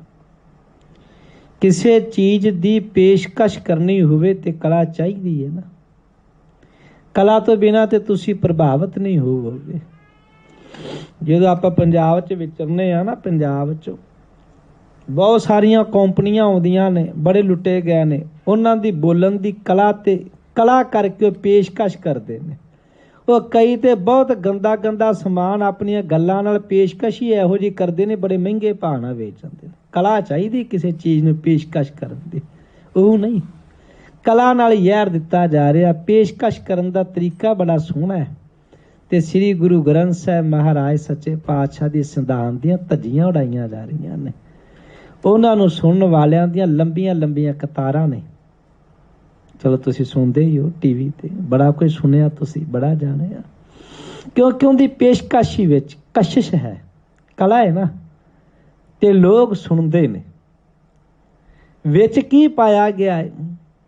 ਜਦੋਂ ਤੁਸੀਂ ਕਿਸੇ ਚੀਜ਼ ਦੀ ਪੈਕਿੰਗ ਵੇਖੋ, ਪੈਕਿੰਗ ਮਹਾਨ ਚਾਹੀਦੀ, ਵਿੱਚ ਕੀ ਉਹ ਬਾਅਦ ਦੀ ਗੱਲ ਹੁੰਦੀ ਹੈ। ਪੈਕਿੰਗ ਵੇਖੀ ਜਾਂਦੀ ਹੈ, ਵਿੱਚ ਕੀ ਫਿਰ ਕੋਈ ਹੋਰ ਗੱਲ ਹੈ। ਇਹ ਕਲਾ ਹੈ। ਕਿਸੇ ਵੀ ਚੀਜ਼ ਨੂੰ ਨਿੰਦਿਆ ਵੀ ਕਰਨ ਲੱਗਿਆ, ਪੇਸ਼ਕਸ਼ ਕਰਨ ਲੱਗਿਆ ਵੀ ਕਲਾ ਹੈ। ਜੇ ਨਿੰਦਿਆ ਕਰਨ ਦਾ ਤਰੀਕਾ ਨਹੀਂ, ਫੇਲ ਹੋ ਜਾਓਗੇ ਵੀ ਬੰਦੇ ਨੂੰ ਪਤਾ ਲੱਗ ਜਾਏਗਾ ਵੀ ਸਿੱਧੀ ਨਿੰਦਿਆ ਕਰਨ ਡਿਆ। ਬੜੇ ਤਰੀਕੇ ਦੇ ਨਾਲ ਬਾਦਸ਼ਾਹ ਨੂੰ ਰਜਾ ਕੇ ਖੁਸ਼ ਕਰਕੇ ਇੱਥੋਂ ਤਿੱਕਰ ਲਿਆ ਕੇ ਜਦੋਂ ਬਾਦਸ਼ਾਹ ਵੀ ਪੂਰਾ ਠੀਕ ਹੋ ਗਿਆ, ਉਦੋਂ ਦੱਸਣ ਲੱਗਾ ਵੀ ਗੁਰੂ ਅਰਜਨ ਸਾਹਿਬ ਜਿਹੜਾ ਆਪਣੇ ਆਪ ਵਿੱਚ ਗੁਰੂ ਵੇ, ਚੜਾਵਾ ਇੰਨਾ ਚੜਿਆ ਏ, ਸੰਗਤ ਇੰਨੀ ਆਉਂਦੀ ਏ, ਇੰਨੇ ਮਾਨੀ ਤੇ ਹੰਕਾਰੀ ਬਣ ਗਏ ਨੇ ਬਾਦਸ਼ਾਹ ਜੀ, ਤੁਹਾਡਾ ਡਰ ਉਹਨਾਂ ਨੇ ਆਪਣੇ ਵਿੱਚੋਂ ਛੱਡ ਹੀ ਦਿੱਤਾ ਹੈ ਜੀ। ਸਹਿਜਾਦਾ ਜੋ ਤੁਮਹਿ ਨਕਾਰਿਓ। ਬਾਦਸ਼ਾਹ ਫਿਰ ਪ੍ਰਭਾਵਿਤ ਹੋਇਆ ਵੀ ਕੀ ਗੱਲ ਹੋ ਗਈ, ਵੀ ਕਿਉਂ ਨਹੀਂ ਡਰਦੇ, ਕਿਹੜੀ ਗੱਲ ਦਾ ਮਾਨ ਤੇ ਹੰਕਾਰ ਹੈ। ਹੱਥ ਜੋੜ ਕੇ ਫਿਰ ਕਹਿੰਦੇ, ਪੇਸ਼ਕਸ਼ ਵੇਖੀ ਹੈ ਨਾ, ਰੋ ਕੇ ਕਥਾ ਕਈ ਕਰਦੇ ਨੇ, ਰੋ ਕੇ ਬੜੇ ਰਵਾਉਂਦੇ ਨੇ ਨਾ। ਪਰ ਕੌਣ ਦੱਸੇ ਵੀ ਇਹਦੇ ਰੋਣ ਵਿੱਚ ਵੀ ਮੈਂ ਤੇ ਉਦਾਹਰਨ ਦਿੰਦਾ ਹੁਣ ਨਾ, ਸੱਪ ਪੈਰ ਵਿੱਚ ਵੀ ਡੰਗ ਮਾਰੇ ਬੰਦਾ ਫਿਰ ਵੀ ਮਰ ਗਿਆ, ਉਹ ਸੱਪ ਮੱਥੇ ਵਿੱਚ ਮਾਰੇ ਫਿਰ ਵੀ ਮਰ ਗਿਆ। ਯਾਰ ਤੇ ਯਾਰ ਉਹਨੂੰ ਚਟਾ ਦਿਓ, ਭਾਵੇਂ ਸੋਨੇ ਦੇ ਭਾਂਡੇ ਚ ਪਾ ਦਿਓ। ਇਹ ਪੇਸ਼ਕਸ਼ ਕੀਤੀ ਜਾ ਰਹੀ ਹੈ ਰੋ ਰੋ ਕੇ ਕਥਾ, ਤਰੀਕਿਆਂ ਨਾਲ ਕਥਾ ਹੈ ਯਾਰੀ। ਪਰ ਚਲੋ ਖੈਰ, ਆਓ ਮਹਾਰਾਜ ਗਰੀਬ ਨਿਵਾਜ ਸੱਚੇ ਪਾਤਸ਼ਾਹ ਖਿਲਾਫ ਇਹ ਬੋਲ ਰਿਹਾ, ਕਹਿਣ ਲੱਗਾ ਜੀ ਤੁਹਾਡਾ ਡਰ ਦੂਰ ਦੀ ਗੱਲ। ਬਾਦਸ਼ਾਹ ਨੇ ਪੁੱਛਿਆ ਕੀ ਕਾਰਨ? ਦੱਸਣ ਲੱਗਾ ਵੀ ਤੁਹਾਡਾ ਸ਼ਹਿਜ਼ਾਦਾ ਖੁਸਰੋ ਹੈ। ਸਹਿਜਾਦਾ ਜੋ ਤੁਮਹਿ ਨਕਾਰਿਓ, ਜਿਸ ਖੁਸਰੋ ਨੂੰ ਆਪ ਜੀ ਨੇ ਘਰੋਂ ਕੱਢਿਆ ਹੈ ਇਥੋਂ, ਨਹਿ ਕਿਸ ਤਿਸ ਕੋ ਆਦਰ ਧਾਰੋ। ਹਾਂ, ਆਪ ਜੀ ਦਾ ਹੁਕਮ ਸੀ ਵੀ ਉਹਨੂੰ ਕਿਸੇ ਨੇ ਵੀ ਸਤਿਕਾਰ ਨਹੀਂ ਦੇਣਾ ਹੈ। ਤੁਮ ਤੇ ਬੜਾ ਕਿ ਤੁਮ ਸਮਝਾਨ। ਹਾਂ, ਤੁਹਾਡੇ ਕੋਲ ਦੱਸੋ ਵੀ ਤੁਹਾਡਾ ਹੁਕਮ ਸੀ ਕਿਸੇ ਨੇ ਵੀ ਉਹਨੂੰ ਰੱਖਣਾ ਨਹੀਂ, ਸਾਂਭਣਾ ਨਹੀਂ, ਸਤਿਕਾਰ ਨਹੀਂ ਦੇਣਾ। ਪਰ ਮੈਨੂੰ ਹੈਰਾਨਗੀ ਦੀ ਗੱਲ, ਮੈਂ ਪੁੱਛ ਰਿਹਾ ਬਾਦਸ਼ਾਹ ਤੁਸੀਂ ਦੱਸੋ ਵੀ ਉਹ ਗੁਰੂ ਅਰਜਨ ਸਾਹਿਬ ਤੁਹਾਡੇ ਬਰਾਬਰ ਨੇ ਕਿ ਤੁਹਾਡੇ ਤੋਂ ਵੱਡੇ ਹਨ? ਪਹੁੰਚਿਓ ਗੁਰ ਅਰਜਨ ਕੇ ਥਾਨ। ਵੀ ਉਹ ਗੁਰੂ ਅਰਜਨ ਸਾਹਿਬ ਮਹਾਰਾਜ ਦੇ ਕੋਲ ਜਦੋਂ ਖੁਸਰੋ ਗਿਆ, ਸਾਦਰ ਤਿਸ ਕੋ ਪਾਸ ਉਤਾਰਾ। ਮੈਨੂੰ ਸਮਝ ਨਹੀਂ ਆਈ ਗੁਰੂ ਅਰਜਨ ਸਾਹਿਬ ਜੀ ਤੁਹਾਡਾ ਹੁਕਮ ਟਿੱਚ ਵੀ ਨਹੀਂ ਮੰਨਦੇ ਥੋੜਾ ਜਿਹਾ ਵੀ। ਬੜੇ ਆਦਰ ਸਤਿਕਾਰ ਦੇ ਨਾਲ ਤੁਹਾਡੇ ਪੁੱਤ ਬਾਗੀ ਨੂੰ, ਜਿਹੜਾ ਤੁਹਾਡੇ ਕੋਲੋਂ ਬਾਗੀ ਹੋ ਕੇ ਗਿਆ, ਬੜੇ ਆਦਰ ਸਤਿਕਾਰ ਦੇ ਨਾਲ ਕੋਲ ਉਤਾਰਿਆ ਹੈ, ਕੋਲ ਰੱਖਿਆ ਹੈ ਜੀ। ਹਮ ਰਾਖੇ ਤੁਝ ਧੀਰ ਉਚਾਰਾ। ਇੱਥੋਂ ਤੀਕਰ ਬਾਦਸ਼ਾਹ ਜੀ ਉਹਨਾਂ ਨੇ ਕਿਹਾ ਵੀ ਉਹਦੇ ਕੋਲ ਰੱਖ ਕੇ ਧੀਰਜ ਦਿੱਤਾ, ਬਹੁਤ ਹੌਸਲਾ ਦਿੱਤਾ ਹੈ। ਹਮਰੋ ਕਹਾ ਕਰੈ ਪਾਤ ਸਾਹਾ। ਆ ਚੁਗਲੀ ਹੁੰਦੀ ਹੈ, ਆ ਨਿੰਦਿਆ ਹੁੰਦੀ ਹੈ। ਕਹਿਣ ਲੱਗੇ ਵੀ ਧੀਰਜ ਦੇ ਕੇ ਕੋਲ ਰੱਖਿਆ, ਬੜਾ ਹੌਸਲਾ ਦਿੱਤਾ, ਤੇ ਇਥੋਂ ਤੱਕ ਸ਼ਬਦ ਵਰਤੇ ਵੀ ਹਮਰੋ ਕਹਾਂ ਕਰੈ ਪਾਤਸ਼ਾਹ। ਬਾਦਸ਼ਾਹ ਜੀ, ਇਹ ਗੁਰੂ ਅਰਜਨ ਸਾਹਿਬ ਨੇ ਬਚਨ ਕੀਤੇ ਵੀ ਸਾਨੂੰ ਨਹੀਂ ਡਰ ਬਾਦਸ਼ਾਹ ਜਹਾਂਗੀਰ ਦਾ। ਬਾਦਸ਼ਾਹ ਕੌਣ ਹੁੰਦਾ? ਅਸੀਂ ਨਹੀਂ ਬਾਦਸ਼ਾਹ ਨੂੰ ਜਾਣਦੇ ਹਾਂ। ਨਹਿ ਰੈਯਤ ਜੇ ਹੁਕਮ ਕਰਾਹੇ। ਉਹ ਅਸੀਂ ਹੁੰਦੇ ਕਿਹੜੇ ਵੀ ਰਾਜੇ ਆ ਵੀ ਜੋ ਸਾਡੇ ਤੇ ਹੁਕਮ ਚਲਾਏਗਾ। ਏਤਕ ਦਿਵਸ ਨਿਕਟ ਸੋ ਰਾਖਿਓ। ਇਸ ਕਰਕੇ ਤੁਹਾਡਾ ਕੋਈ ਭੈ ਡਰ ਨਹੀਂ ਗੁਰੂ ਅਰਜਨ ਸਾਹਿਬ ਸੱਚੇ ਪਾਤਸ਼ਾਹ ਨੂੰ। ਉਹਨਾਂ ਨੇ ਬੜੀ ਭਾਵਨਾ ਨਾਲ ਬੇਖੌਫ ਹੋ ਕੇ ਤੁਹਾਡੇ ਸੁਪੁੱਤਰ ਖੁਸਰੋ ਬਾਗੀ ਨੂੰ ਕੋਲ ਰੱਖਿਆ, ਸੇਵਾ ਕੀਤੀ ਹੈ। ਸੋ ਨਹਿ ਰਹਿਓ ਚਲਨ ਅਪਲਾਖਿਓ। ਤੇ ਪਰ ਉਹ ਕੁਝ ਕੁ ਦਿਨ ਰਿਹਾ। ਮਹਾਰਾਜ ਤੁਹਾਨੂੰ ਹੋਰ ਰੱਖਣਾ ਚਾਹੁੰਦੇ ਸੀ ਪਰ ਰਿਹਾ ਨਹੀਂ, ਅੱਗੇ ਚਲਾ ਗਿਆ। ਕਮਨਤ ਕੋ ਬਹੁ ਧਨ ਤਿਹ ਦੀਨਾ। ਤੇ ਨਾਲ ਕਹਿੰਦਾ ਜੀ ਜਦੋਂ ਉਹ ਗਿਆ, ਗੁਰੂ ਅਰਜਨ ਸਾਹਿਬ ਨੇ ਬਹੁਤ ਧਨ ਉਹਦੀ ਝੋਲੀ ਪਾਇਆ ਹੈ। ਸਕਲ ਰੀਤ ਤੇ ਮਦਦ ਕੀਨਾ। ਹਰੇਕ ਤਰੀਕੇ ਨਾਲ ਮਦਦ ਕੀਤੀ ਵੀ ਜੋ ਵੀ ਤੁਹਾਨੂੰ ਚਾਹੀਦਾ ਉਹ ਮਿਲੇਗਾ। ਤੁਮਰੋ ਤਰਾਸ ਪਾਏ ਸੋ ਗਇਓ। ਤੇ ਤੁਹਾਡਾ ਡਰ ਪਾ ਕੇ ਖੁਸਰੋ ਚਲਾ ਗਿਆ, ਪਰ ਗੁਰੂ ਅਰਜਨ ਸਾਹਿਬ ਨੇ ਉਹਦੀ ਸੇਵਾ ਧਨ ਕਰਕੇ ਕੱਪੜਾ ਲੀੜਾ ਜੋ ਵੀ ਚਾਹੀਦਾ ਸੀ, ਇੱਥੋਂ ਤਿੱਕਰ ਕਿ ਜੇ ਕਿਧਰੇ ਸਾਡੀ ਹੋਰ ਵੀ ਲੋੜ ਪਵੇ ਕੋਈ ਕਿਤੇ, ਉਹ ਵੀ ਅਸੀਂ ਤੇਰੀ ਲੋੜ ਕਰਾਂਗੇ, ਪੂਰੀ ਕਰਾਂਗੇ। ਗੁਰ ਅਰਜਨ ਉਰ ਡਰ ਨ ਕੀਓ। ਬਾਦਸ਼ਾਹ ਜੀ, ਗੁਰੂ ਅਰਜਨ ਸਾਹਿਬ ਜੀ ਨੇ ਤੁਹਾਡਾ ਜਰਾ ਵੀ ਭੈ ਡਰ ਜਿਹੜਾ ਨਾ ਆਪਣੇ ਹਿਰਦੇ ਚ ਨਹੀਂ ਰੱਖਿਆ। ਵੱਡ ਹੰਕਾਰ ਜਿਨੋ ਕੇ ਮਾਹੀ। ਬਾਦਸ਼ਾਹ ਜੀ ਬੜੇ ਹੰਕਾਰੀ ਨੇ, ਬੜੀ ਮਾਇਆ ਹੁੰਦੀ ਹੈ, ਬੜੇ ਲੋਕ ਮੱਥਾ ਟੇਕਦੇ ਨੇ, ਇਸ ਕਰਕੇ ਬੜੇ ਵੱਡੇ ਹੰਕਾਰੀ ਹਨ। ਆਂਖ ਤਰੈ ਕਿਸ ਆਨਤ ਨਾਹੀ। ਬਾਦਸ਼ਾਹ ਇੰਨੇ ਹੰਕਾਰੀ ਨੇ ਕਿਸੇ ਨੂੰ ਅੱਖ ਥੱਲੇ ਨਹੀਂ ਲਿਆਉਂਦੇ। ਵੀ ਜਿਹਨੂੰ ਕਦੀ ਨਾ ਵੇਖਣਾ ਹੋਵੇ ਉਹਨੂੰ ਕਹਿੰਦੇ ਇਹਨੂੰ ਅੱਖ ਥੱਲੇ ਨਹੀਂ ਕਦੀ ਲਿਆਉਂਦਾ, ਅਸੀਂ ਨਹੀਂ ਜਾਣਦੇ ਕੌਣ ਹੈ। ਕਹਿਣ ਲੱਗੇ ਬਾਦਸ਼ਾਹ ਜੀ, ਗੁਰੂ ਅਰਜਨ ਸਾਹਿਬ ਤੁਹਾਨੂੰ ਅੱਖ ਥੱਲੇ ਵੀ ਨਹੀਂ ਲਿਆਉਂਦੇ ਹਨ। ਤੁਮ ਢਿਗ ਆਗੇ ਅਰਜ ਉਚਾਰੀ। ਬਾਦਸ਼ਾਹ ਜੀ, ਅੱਗੇ ਵੀ ਤੁਹਾਡੇ ਅੱਗੇ ਬੜੀਆਂ ਬੇਨਤੀਆਂ ਕੀਤੀਆਂ ਸੀ ਵੀ ਗੁਰੂ ਅਰਜਨ ਸਾਹਿਬ ਜੀ ਹੰਕਾਰੀ ਹੋ ਗਏ ਹਨ। ਰਾਖੇ ਤਸਕਰ ਸਦਨ ਮਝਾਰੀ। ਅੱਗੇ ਵੀ ਬੇਨਤੀਆਂ ਕੀਤੀਆਂ ਸੀ, ਆਪਣੇ ਘਰ ਵਿੱਚ ਚੋਰਾਂ ਨੂੰ ਰੱਖਦੇ ਨੇ, ਚੋਰਾਂ ਨੂੰ। ਬਾਬਾ ਬਿਧੀ ਚੰਦ ਵਾਲਾ ਇਸ਼ਾਰਾ ਕਰ ਰਹੇ ਨੇ, ਕਿਉਂਕਿ ਬਾਬਾ ਬਿਧੀ ਚੰਦ ਜੀ ਮਹਾਂਪੁਰਖ ਬ੍ਰਹਮ ਗਿਆਨੀ ਮਸ਼ਹੂਰ ਸਨ। ਹੋਰ ਵੀ ਭਾਈ ਲੱਖੂ ਵੀ ਜਿਹਨੇ ਕਿਹਾ ਸੀ ਆਵਾ ਕੱਚਾ ਰਹੇਗਾ, ਉਹ ਵੀ ਬੜੇ ਧਾੜਵੀ ਸਨ, ਮੰਨੇ ਪਰਮੰਨੇ ਹੋਏ। ਹੋਰ ਵੀ ਬੜੇ ਸਨ ਜਿਹੜੇ ਮੇਰੇ ਮਾਲਕ ਸੱਚੇ ਪਾਤਸ਼ਾਹ ਕੋਲ ਰਹਿੰਦੇ ਸਨ। ਮਹਾਰਾਜ ਦੇ ਬ੍ਰਹਮ ਗਿਆਨੀ ਮਹਾਂਪੁਰਖ ਪਿਆਰੇ ਪੁੱਤ ਲਾਲ ਹੋਏ ਨੇ ਬੜੇ। ਇਹੋ ਜਿਹੀਆਂ ਗੱਲਾਂ ਕਰਕੇ ਫਿਰ ਇਹ ਬਾਦਸ਼ਾਹ ਜੀ ਨੂੰ ਮਹਾਰਾਜ ਦੇ ਖਿਲਾਫ ਕਰਦਾ ਸੀ। ਮਹਾਰਾਜ ਜੀ ਉਹ ਚੋਰਾਂ ਨੂੰ, ਦੂਜਿਆਂ ਤੀਜਿਆਂ ਬੰਦਿਆਂ ਨੂੰ ਕੋਲ ਰੱਖਦੇ ਹਨ। ਆਪ ਕਹਾਵਤ ਹੈ ਸਭ ਮਾਹੂ, ਤੇ ਆਪ ਆਪਣੇ ਵਿੱਚ ਗੁਰੂ ਘਵਾਉਂਦੇ ਨੇ ਸਾਰਿਆਂ ਵਿੱਚ। ਸਭ ਤੇ ਵੱਡੋ ਸਾਚ ਪਾਤ ਸਾਹੂ। ਉਹੀ ਤਾਂ ਬਾਦਸ਼ਾਹ ਦਾ ਪਾਤਸ਼ਾਹ ਜੇ ਨਾ ਜਹਾਂਗੀਰ ਸਾਹਿਬ ਜੀ, ਉਹ ਆਪਣੇ ਆਪ ਨੂੰ ਵੱਡੇ ਸੱਚੇ ਪਾਤਸ਼ਾਹ ਕਹਿਲਾਉਂਦੇ ਹਨ। ਨਿਜ ਖਾਤਰ ਮੈਂ ਕਿਸੂ ਨ ਲਿਆਵੈ, ਤੇ ਕਹਿਣ ਲੱਗੇ ਉਹ ਕਿਸੇ ਦੀ ਪਰਵਾਹ ਨਹੀਂ ਕਰਦੇ। ਨਿਜ ਖਾਤਰ ਹੁੰਦੀ ਕਿਸੇ ਦੀ ਪਰਵਾਹ ਨਾ ਕਰਨੀ, ਵੀ ਇਹ ਫਾਰਸੀ ਦਾ ਸ਼ਬਦ ਹੈ, ਵੀ ਉਹ ਕਿਸੇ ਦੀ ਪਰਵਾਹ ਨਹੀਂ ਕਰਦੇ ਹਨ ਜੀ। ਵਰਤਹਿ ਤਥਾ ਜਥਾ ਮਨ ਭਾਵੈ, ਤੇ ਉਸ ਤਰ੍ਹਾਂ ਹੀ ਵਿਚਰਦੇ ਨੇ ਜਿਵੇਂ ਕੋਈ ਆਜ਼ਾਦ ਪੰਛੀ ਵਿਚਰਦਾ, ਆਜ਼ਾਦ ਚੱਕਰਵਰਤੀ ਰਾਜਾ ਵਰਤਦਾ ਹੈ, ਵਿਚਰਦਾ ਹੈ, ਇਸ ਤਰ੍ਹਾਂ ਵਿਚਰਦੇ ਹਨ। ਅਪਰ ਸਜਾਏ ਨਹੀਂ ਜੇ ਦੇਵਹ, ਤੇ ਬਾਦਸ਼ਾਹ ਜੇ ਤੁਸੀਂ ਕੋਈ ਸਜ਼ਾ ਨਹੀਂ ਦੇਵੋਗੇ, ਇੱਕ ਬੁਲਾਏ ਅਜਮਤ ਕੋ ਲੇਵਹ। ਜਾਂਗੇ ਇਹ ਚੰਦੂ ਇੱਕ ਚੁਗਲੀ ਕਰ ਰਿਹਾ, ਵੇਖੋ ਤਰੀਕਾ ਹੈ ਨਾ। ਕਹਿਣ ਲੱਗਾ ਬਾਦਸ਼ਾਹ ਜੀ ਜੇ ਤੁਸੀਂ ਉਹਨਾਂ ਨੂੰ ਕੋਈ ਸਜ਼ਾ ਨਹੀਂ ਦੇਣੀ, ਮੌਤ ਦੀ, ਫੜਨਾ ਨਹੀਂ, ਜੇਲ੍ਹ ਨਹੀਂ ਸੁੱਟਣਾ, ਇੱਕ ਕੰਮ ਹੋਰ ਕਰ ਲੋ ਫਿਰ। ਕਹਿਣ ਲੱਗਾ ਵੀ ਢਿੱਗ ਬੁਲਾਏ ਅਜਮਤ ਕੋ ਲੇਵ। ਇਹ ਮੁਸਲਮਾਨ ਸ਼ਕਤੀ ਬੜੀ ਵੇਖਦੇ ਸੀ। ਵੈਸੇ ਸਾਰਿਆਂ ਦੀ ਭਾਵਨਾ ਹੁੰਦੀ ਵੀ ਕਲਾ ਵੇਖੀਏ, ਕੱਲ ਨੂੰ ਕੀ ਹੋਣਾ ਬਾਬਾ ਜੀ ਦੱਸ ਦਿਓ। ਮਨੁੱਖ ਵਿਖਾਉਂਦਾ ਹੈ ਵੀ ਕੋਈ ਲਾਲਸਾ ਬਣੀ ਰਹਿੰਦੀ ਸਾਰਿਆਂ ਦੀ ਭਾਵਨਾ ਦੀ, ਵੀ ਆਉਣ ਬਾਰੇ, ਕੱਲ ਬਾਰੇ ਪੁੱਛ ਲਈਏ, ਵੇਖ ਲਈਏ, ਪਤਾ ਲੱਗ ਜਾਏ ਵੀ ਕੀ ਹੁੰਦਾ। ਇਹ ਭਾਵਨਾ ਰਹਿੰਦੀ ਹੈ। ਪ੍ਰਤੱਖ ਕੋਈ ਚੀਜ਼ ਹੁੰਦੀ ਵਿਚਰੇ, ਵੇਖੀਏ ਕਿੱਡੀ ਇੱਕ ਮਨ ਨੂੰ ਉਹ ਖਿੱਚ ਪਾਉਂਦੇ ਵੀ ਇਹ ਕੀ ਹੋ ਰਿਹਾ।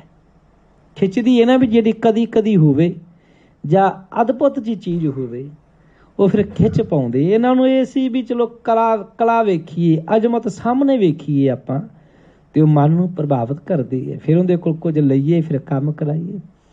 ਇਹ ਬਾਦਸ਼ਾਹ ਨੂੰ ਕਹਿਣ ਲੱਗਾ ਬਾਦਸ਼ਾਹ ਜੀ ਜੇ ਤੁਸੀਂ ਗੁਰੂ ਅਰਜਨ ਸਾਹਿਬ ਜੀ ਨੂੰ ਸਜ਼ਾ ਨਹੀਂ ਦੇਣੀ ਚਾਹੁੰਦੇ ਹੋ, ਜੇਲ੍ਹ ਨਹੀਂ ਸੱਟਣਾ ਚਾਹੁੰਦੇ ਹੋ, ਕੋਈ ਨੁਕਸਾਨ ਨਹੀਂ ਕਰਨਾ ਚਾਹੁੰਦੇ ਹੋ, ਫਿਰ ਐ ਕਰੋ ਹਾਂ ਉਹਨਾਂ ਨੂੰ ਸਾਦਕੇ ਕੋਲ ਤੇ ਆਪਾਂ ਕੋਈ ਨਾ ਕੋਈ ਅਜ਼ਮਤ ਵੇਖੀਏ, ਕਲਾ ਵੇਖੀਏ, ਸ਼ਕਤੀ ਵੇਖੀਏ ਜੀ। ਕਰਾਮਾਤ ਜੇ ਦਿਖਿਓ ਨਾ ਚਾਹੋ, ਜੇ ਉਹ ਕਰਾਮਾਤ ਨਾ ਦਿਖਾਉਣ ਚਾਹਣਗੇ ਤਉ ਹਕਾਰ ਹੋ ਆਪਣੇ ਪਾਹੋ। ਫਿਰ ਵੀ ਆਪਣੇ ਕੋਲ ਬੁਲਾ ਤੇ ਲਵੋ। ਜੇ ਨਾ ਕਰਾਮਾਤ ਵਿਖਾਉਣ ਦੇ ਕਣ ਲਿਆ ਤੇ ਆਓ ਕੋਲ। ਮਤਲਬ ਇਹ ਸੀ ਵੀ ਜਿਹੜਾ ਬਾਦਸ਼ਾਹ ਕੋਲ ਆ ਗਿਆ ਮੁੜ ਕੇ ਮੇਰੇ ਕੋਲ ਹੀ, ਮੈਂ ਜੋ ਮਰਜ਼ੀ ਕਰਾਂਗਾ, ਵੀ ਲੈ ਕੇ ਬੁਲਾ ਲਈਏ ਆਪਾਂ।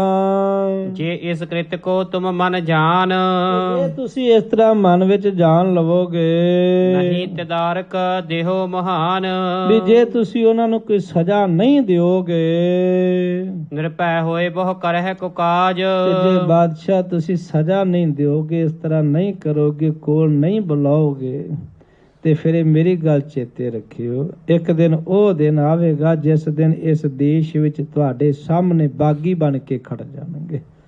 ਸ਼ਾਇਦ ਇਹਨੇ ਕਿਹਾ ਹੋਣਾ ਵੀ ਗੁਰੂ ਅਰਜਨ ਸਾਹਿਬ ਜੀ ਨੇ ਤੇਰੇ ਪੁੱਤ ਦੇ ਨਾਲ ਇਹ ਗੱਲ ਕੀਤੀ ਹੋਣੀ ਹੈ ਵੀ ਜੇ ਲੋੜ ਪਈ ਤੇ ਜੰਗ ਯੁੱਧ ਵਿੱਚ ਤੇਰੀ ਸਹਾਇਤਾ ਕਰਾਂਗੇ। ਬਾਦਸ਼ਾਹ ਜੇ ਅੱਜ ਨਾ ਤੁਸੀਂ ਕਿਤੇ ਇਸ ਚੀਜ਼ ਨੂੰ ਰੋਕਿਆ, ਗੁਰੂ ਅਰਜਨ ਸਾਹਿਬ ਮਹਾਰਾਜ ਦੇਸ਼ ਵਿੱਚ ਬਹੁਤ ਵੱਡਾ ਜਿਹੜਾ ਨਾ ਬਾਗੀ ਪੁਣਾ ਪੈਦਾ ਕਰ ਦੇਣਗੇ। ਤਸਕਰ ਆਦ ਲਗਾਏ ਸੋ ਰਾਜ, ਉਹ ਫਿਰ ਆਪਣਾ ਹੀ ਰਾਜ ਭਾਗ ਬਣਾ ਕੇ ਚੋਰਾਂ ਨੂੰ, ਦੂਜਿਆਂ ਤੀਜਿਆਂ ਨੂੰ ਇਸ ਤਰ੍ਹਾਂ ਹੀ ਨਾਲ ਲਾ ਲੈਣਗੇ। ਜਿਉ ਤੁਮ ਛਿਮਾ ਕਰੋ ਲਖ ਪੀਰ, ਤੇ ਜੇ ਤੁਸੀਂ ਉਹਨਾਂ ਨੂੰ ਮਾਫੀ ਦਿੰਦੇ ਹੋ ਵੀ ਇਹ ਪੀਰ ਨੇ, ਭਗਤੀਵਾਨ ਸਾਧੂ ਹਨ, ਤਿਉ ਔਰ ਗਰਵਤ ਹੈ ਧਰ ਧੀਰ। ਜਿਵੇਂ ਜਿਵੇਂ ਬਾਦਸ਼ਾਹ ਤੁਸੀਂ ਉਹਨਾਂ ਨੂੰ ਮਾਫੀ ਦਿੰਦੇ ਹੋ ਨਾ ਵੀ ਫਕੀਰ ਸਾਧੂ ਜਾਣ ਕੇ, ਉਹ ਉਵੇਂ ਉਵੇਂ ਹੀ ਹੰਕਾਰੀ ਹੁੰਦੇ ਨੇ, ਉਵੇਂ ਉਵੇਂ ਆਪਣੇ ਆਪ ਵਿੱਚ ਮਾਨੀ ਹੁੰਦੇ ਹਨ। ਸ੍ਰੀ ਨਾਨਕ ਸਮਕ੍ਰਿਤ ਨਾ ਤਿਨ ਕੋ। ਕਹਿਣ ਲੱਗਾ ਬਾਦਸ਼ਾਹ ਗੱਲ ਸੱਚੀ ਹੈ ਵੀ ਗੁਰੂ ਨਾਨਕ ਸਾਹਿਬ ਪੂਰੇ ਗੁਰੂ ਸੀ, ਬੜਾ ਪਿਆਰ ਦਿੱਤਾ ਲੋਕਾਈ ਨੂੰ। ਹਾਂ ਗੱਦੀ ਉਸੇ ਦੀ ਮਾਲਕ ਨੇ, ਪਰ ਗੁਰੂ ਨਾਨਕ ਵਰਗੀ ਕਿਰਤ ਨਹੀਂ ਇਹਨਾਂ ਦੀ, ਗੁਰੂ ਨਾਨਕ ਜਿਹੇ ਕਾਰਜ ਨਹੀਂ ਹਨ।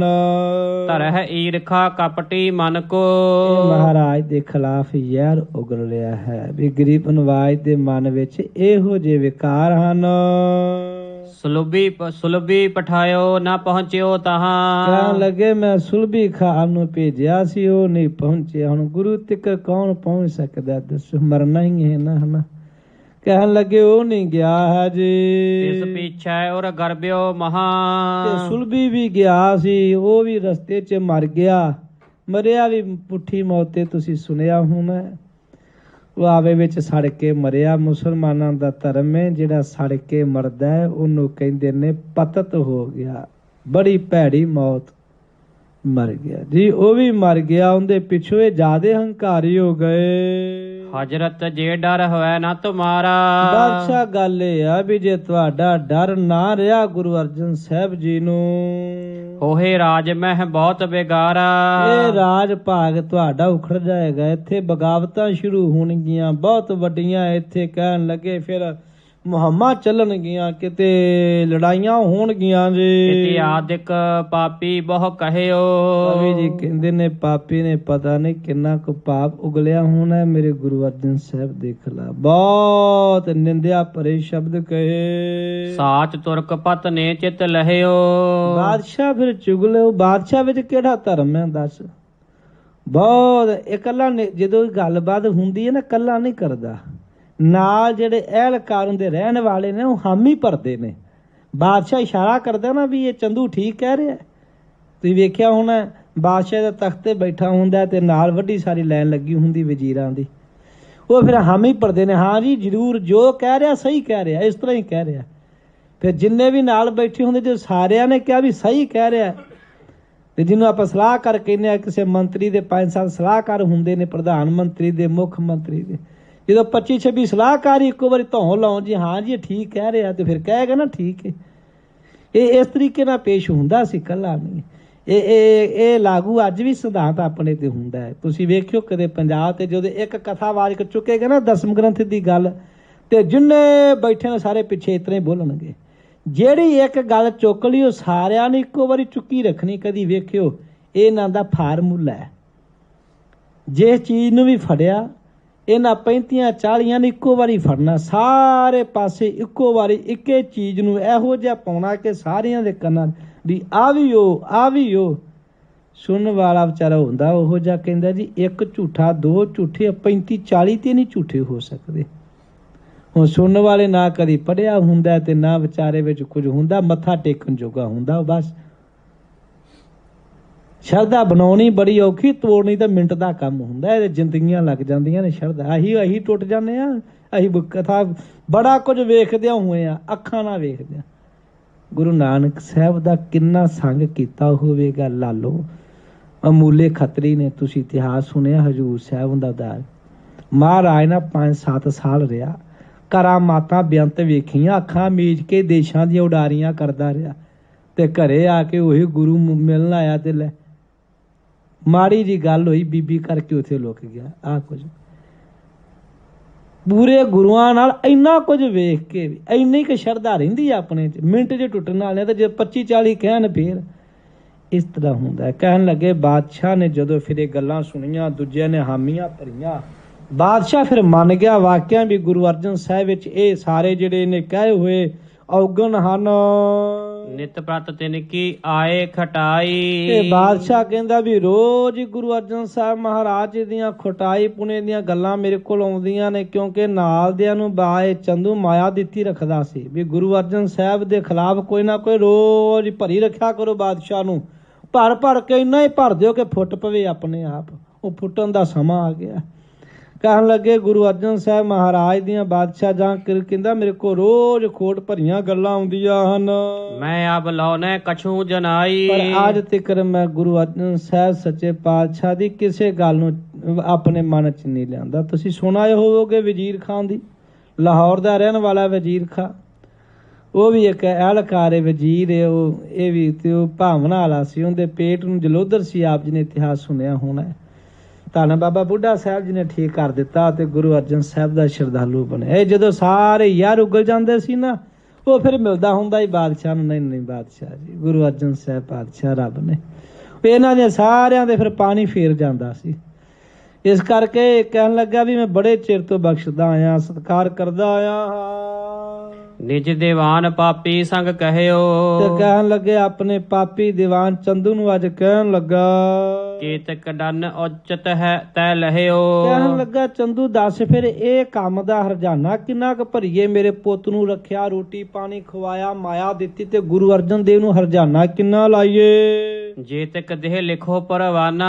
ਤੇ ਚਿੱਠੀ ਲਿਖ ਦਿਓ, ਪਰਵਾਨਾ ਲਿਖ ਦਿਓ ਗੁਰੂ ਅਰਜਨ ਸਾਹਿਬ ਨੂੰ, ਮੇਰੇ ਪੁੱਤ ਨੂੰ ਰੱਖਣ ਦਾ, ਪ੍ਰਸ਼ਾਦਾ ਛਕਾਉਣ ਦਾ, ਮਾਇਆ ਦੇਣ ਦਾ ਵੀ ਆਹ ਫਾਈਨ ਲੱਗਦਾ ਹੈ। ਆਵੈ ਅਬ ਚੱਲ ਕੈ ਸਥਾਨਾ। ਨਾਲ ਲਿਖ ਦਿਓ ਇੰਨਾ ਫਾਈਨ ਹੈ ਤੇ ਮੇਰੇ ਕੋਲ ਬਾਦਸ਼ਾਹ ਜਹਾਂਗੀਰ ਦੇ ਦਿੱਲੀ ਆਉਣਾ ਹੈ। ਦੁਸ਼ਟ ਸਚਪਨੇ ਮਤ ਵਿੱਚ ਲਾਈ। ਕਹਿਣ ਲੱਗੇ ਇਸ ਦੁਸ਼ਟ ਚੰਦੂ ਨੇ ਬਾਦਸ਼ਾਹ ਜਹਾਂਗੀਰ ਦੀ ਮਤ ਜਿਹੜੀ ਹੈ ਉਹ ਬਦਲ ਦਿੱਤੀ ਹੈ।